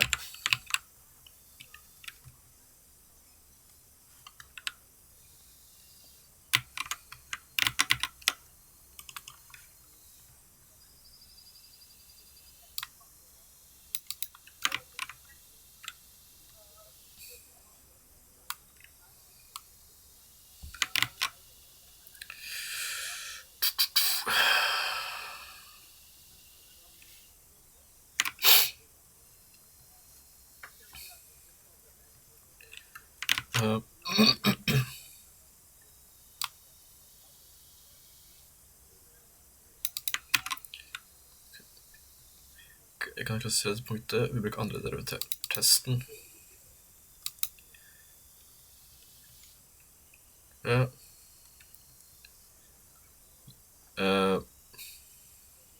Gitt ved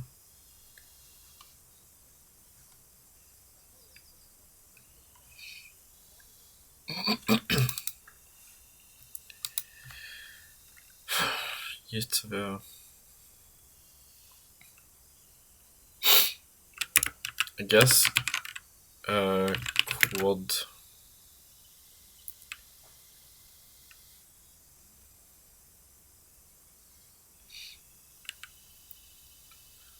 F in C2.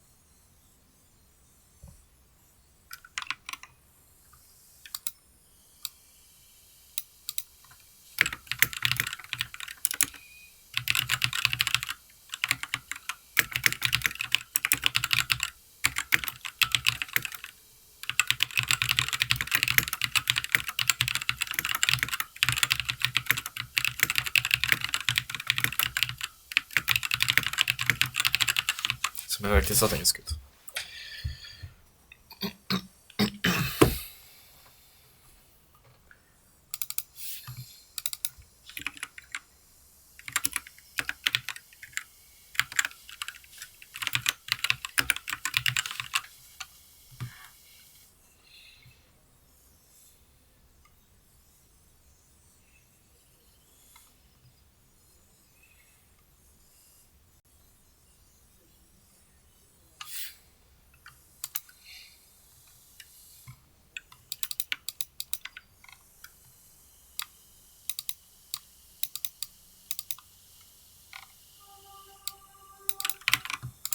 Is it just given?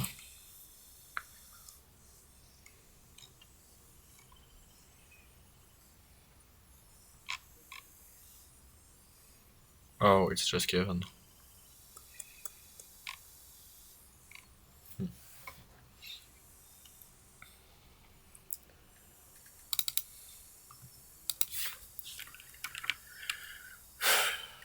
Om vi istedenfor ser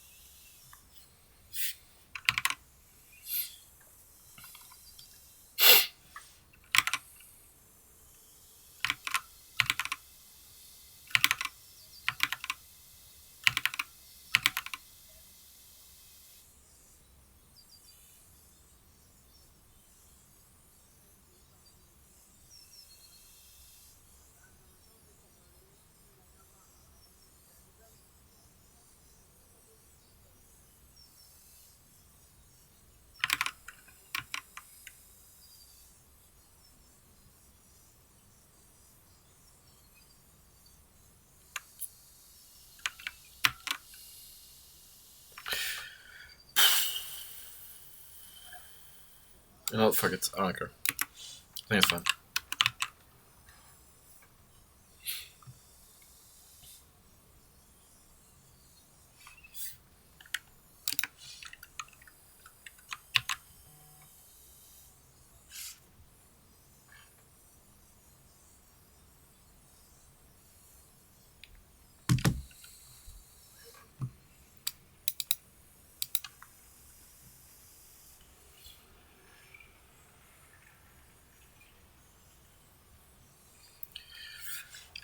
Or is it time to buy? Start buying back in to the stock market, I think.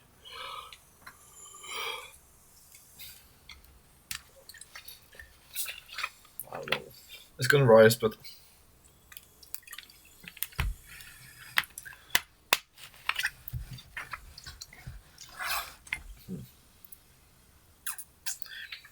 I don't know. I think we'll wait. It's not gonna rise quickly, at least.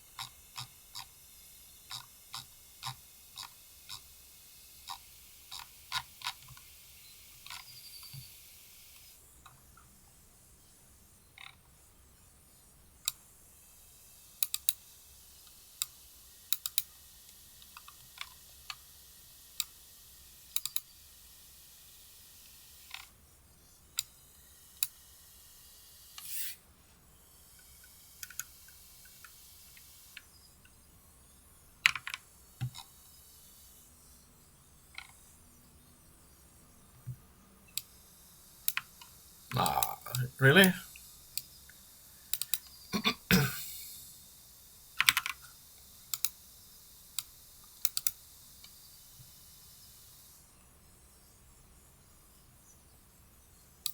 Vi har da 3 totalt 4 punkt. Okay. That's... Wait, how many points do we have, I guess?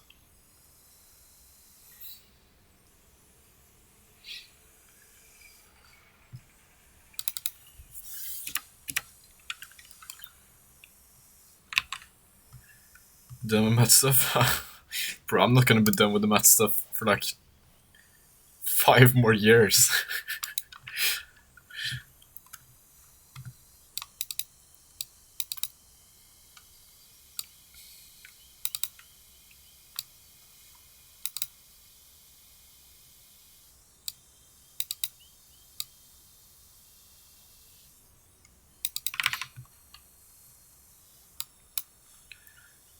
I'm doing college algebra. Nice. Wait, why the fuck did it pull me to the bottom? Simple stuff, but some of my mind complicated stuff. Bro, the simpler maths get, the more difficult it becomes.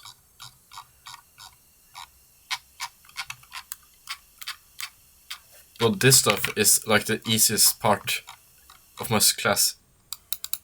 This shit looks scary as fuck.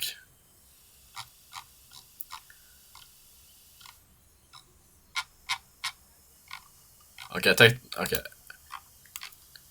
Electricity physics is easier. But when you start saying like... When you start saying this stuff...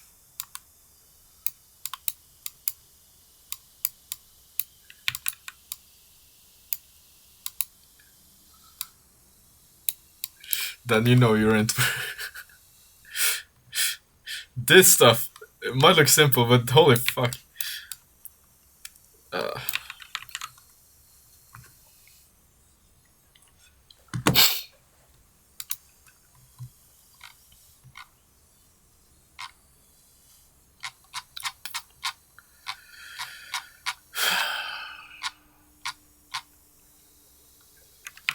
Should we? I guess that might actually be decent.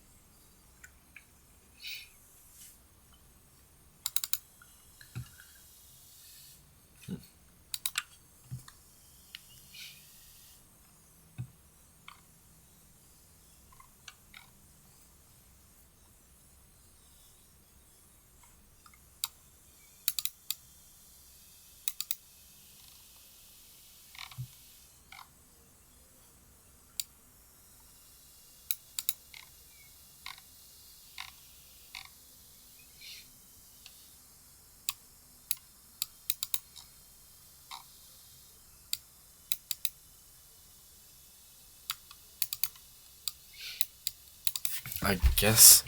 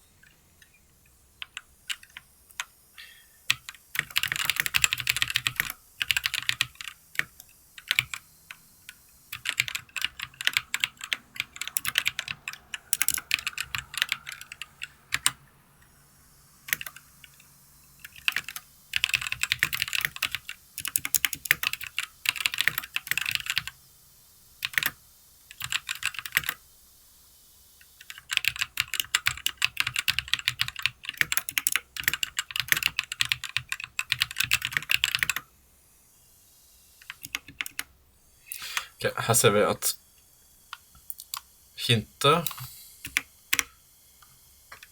stemmer overens. Stemmer overens.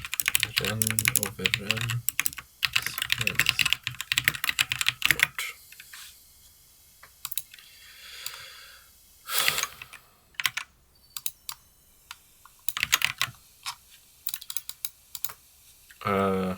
Hva tenker du om dette som slutt? Det en fin måte å trekke inn det.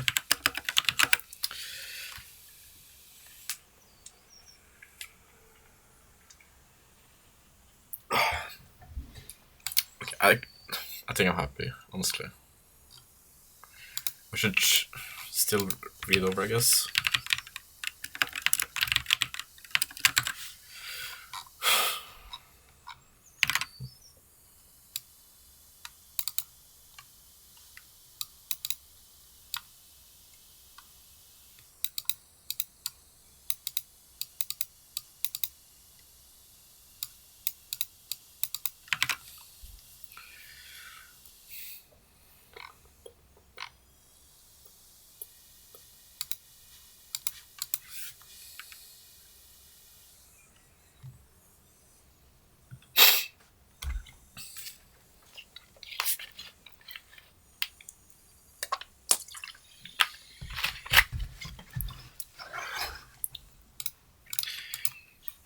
In Python, make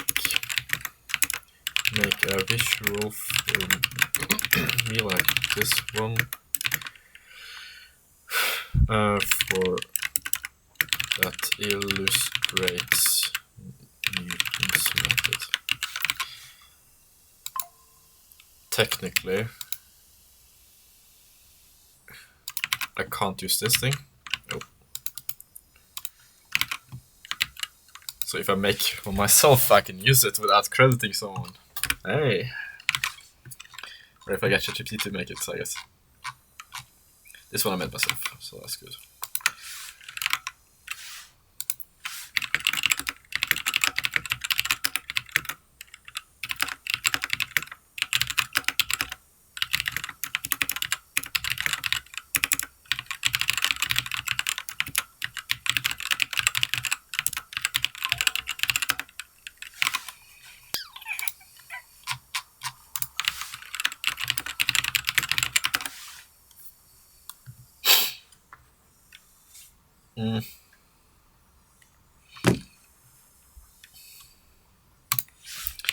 It's a bit broken, sadly. It's almost good though.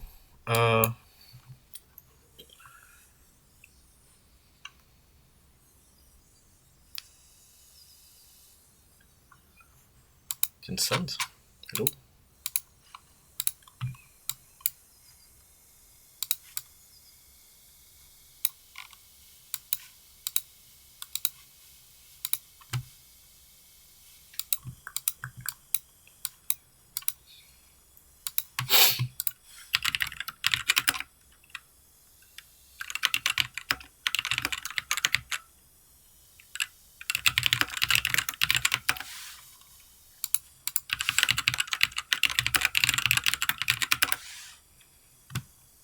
There we go.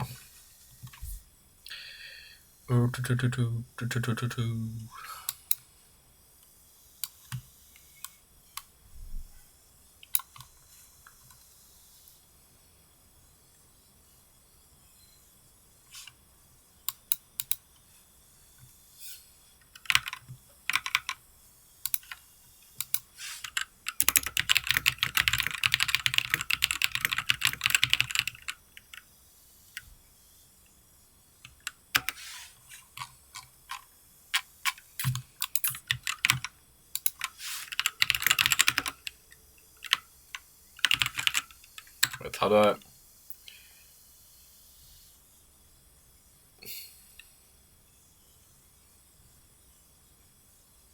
delete down? Oh, that worked, nice.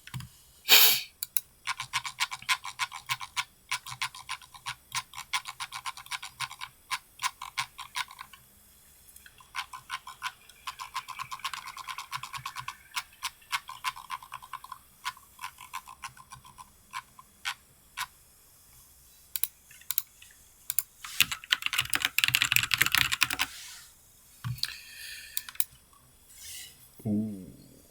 Yeah, no.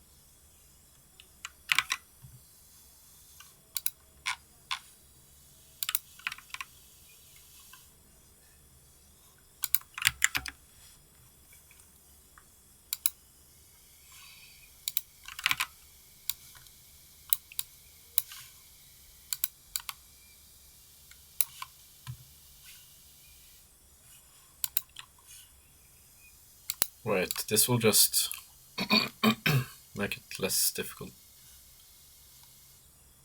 Should be smaller, maybe?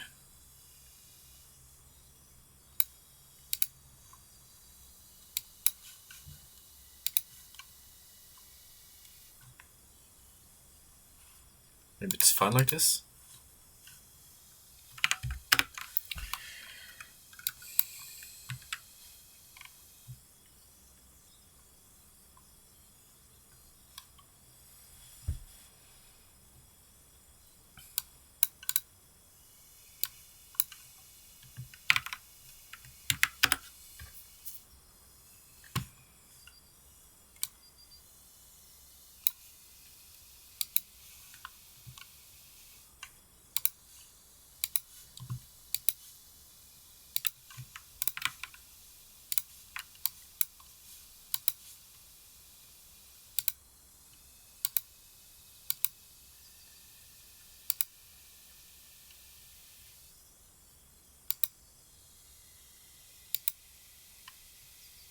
Doesn't help. You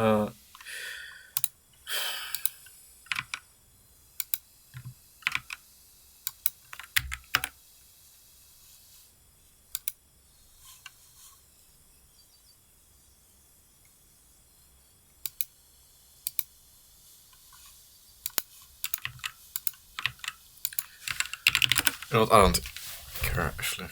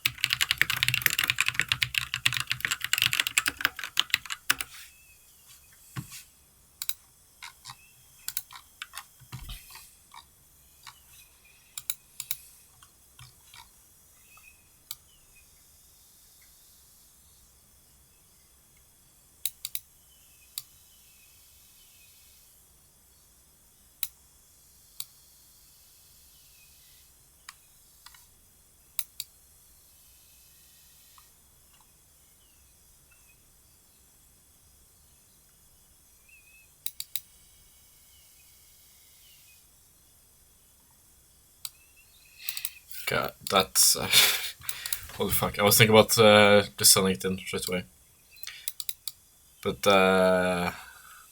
yeah, this is important. Okay.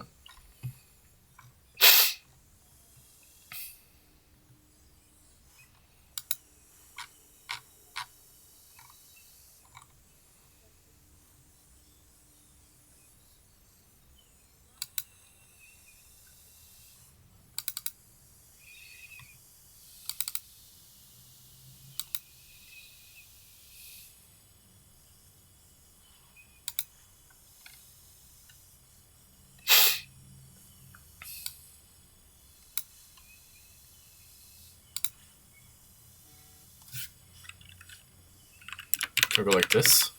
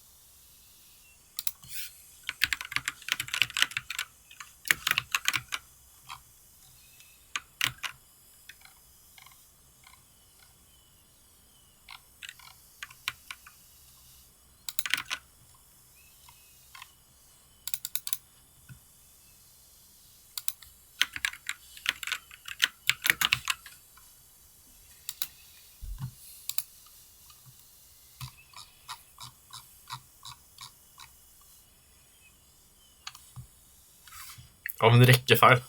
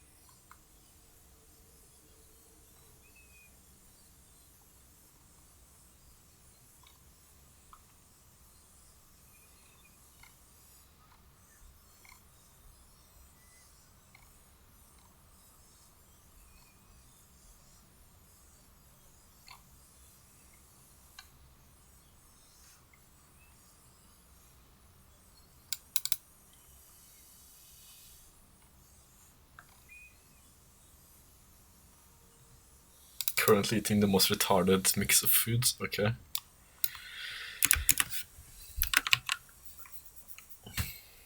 $200 gram pre-cooked chicken, 1 egg, cheese and ketchup. Ikke så ille. Ok, det litt ille. Du har salat eller sånt, har du ikke? Du kan ikke bare spise salattoppings uten salat. Nope. Rip, ok.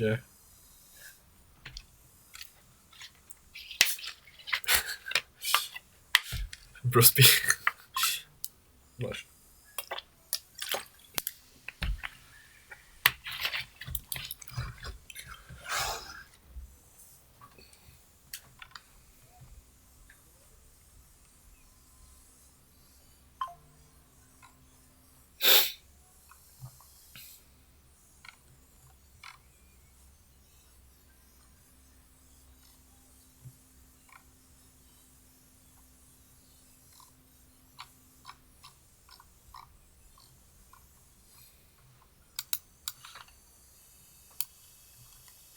Vær så god. Fremme for disse. De er clean as fuck.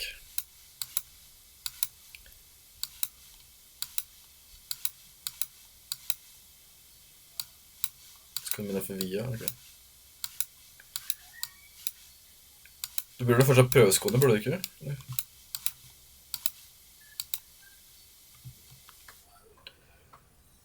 Og så, nå er det litt og litt sakte inn å bruke laces, jeg bare sier det. Men det er digg å ha sånne her da. Jeg har sånne selv. Ikke skoene, men de her, disse. Hæ? Sånne der...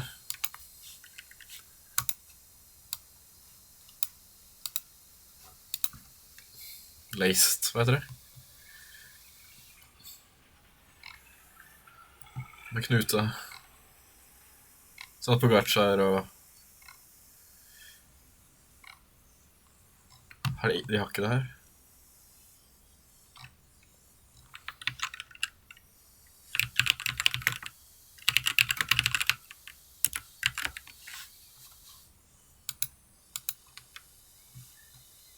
Jeg tror det er for normale folk. Er det ikke? Er det disse? Disse her.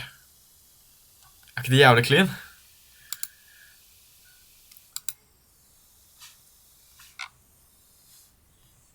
stygt, altså.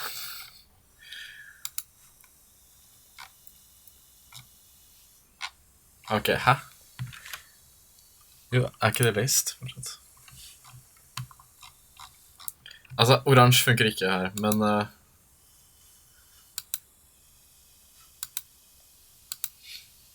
Ok, maybe not.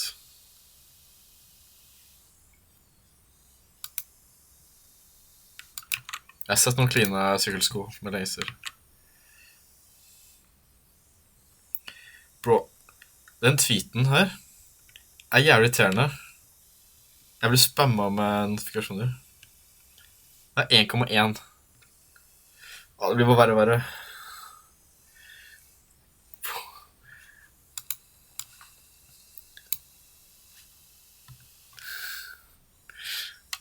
Bro.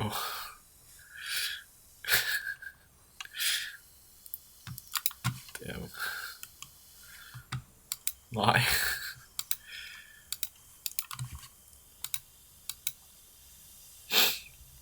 Bro, jeg får sånn 3 notifikasjoner i minuttet, ass. Jeg har 1,1 tusen likes allerede. Og tweeten hans har blitt sånn litt sånn semi-viral nå. 11 000 likes. Fuck. Mute den jeg prøvde, jeg vet ikke hvordan. Må jeg mute hans tweet? Er det greit?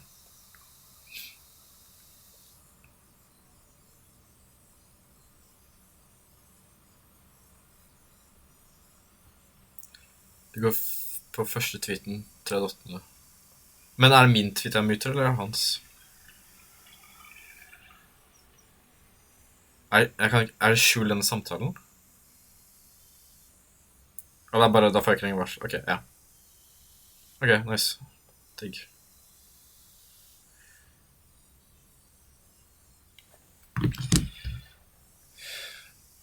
Ikke skjul. Unnskyld, ja.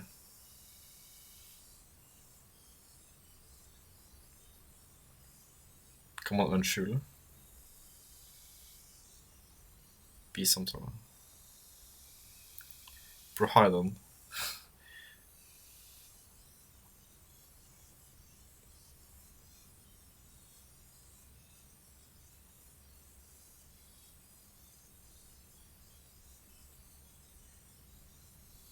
Det er ikke noe her. Hva mener du?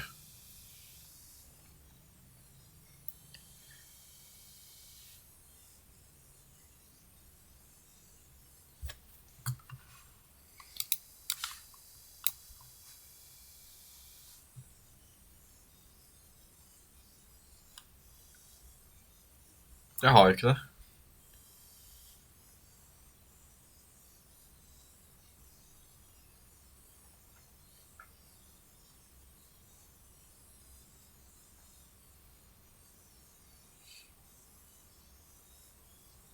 Jeg har ikke...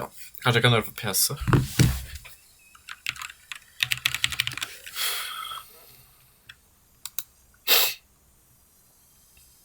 Bro, altså, det er faktisk bare sånn... Dung, dung. Den var 1000... Jeg har fått 100 likes på sånn... 10 minutter da. Ja, der ja. Nei, var det mute?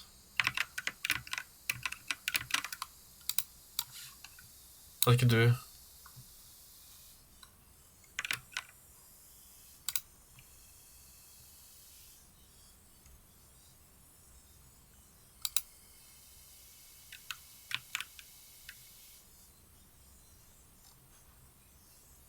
Sånn?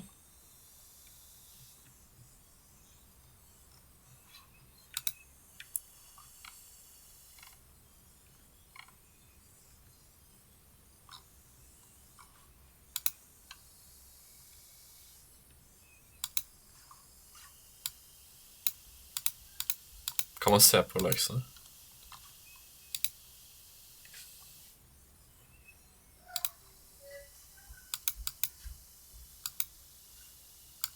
Nope. Man kan se på mobil, vet du. Ja, her var det. Are there any popular ones? Oi. Han er ganske populær. Er ikke så.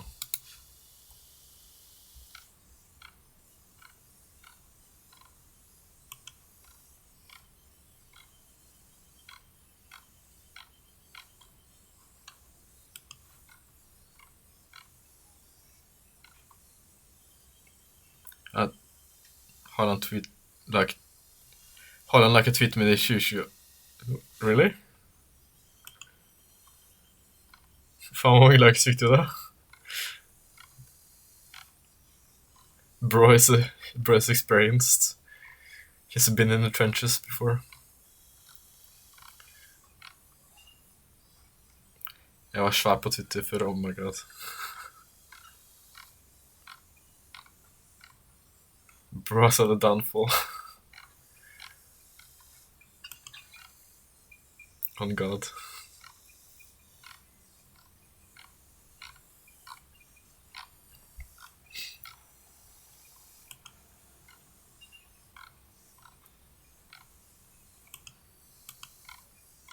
I don't know. Jeg tror ikke det er noen populære. Jo, de her er populære. Jeg har sett dem før i hvert fall. Holy fuck, det er så mange. What the fuck? Tweetsa mine havnet på TV2. Faktisk. No way. Lukk tabsa dine? Nei. Det crashet. 829, 7000, 9000.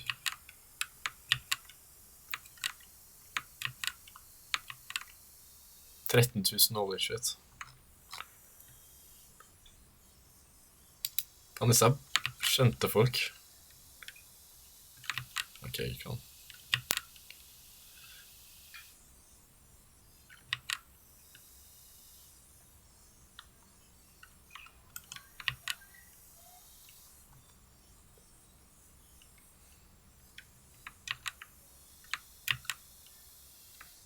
We're back? Okay, nice.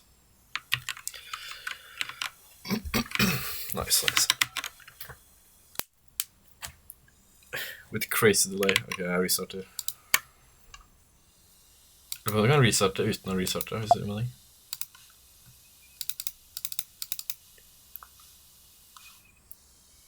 Kanskje ikke.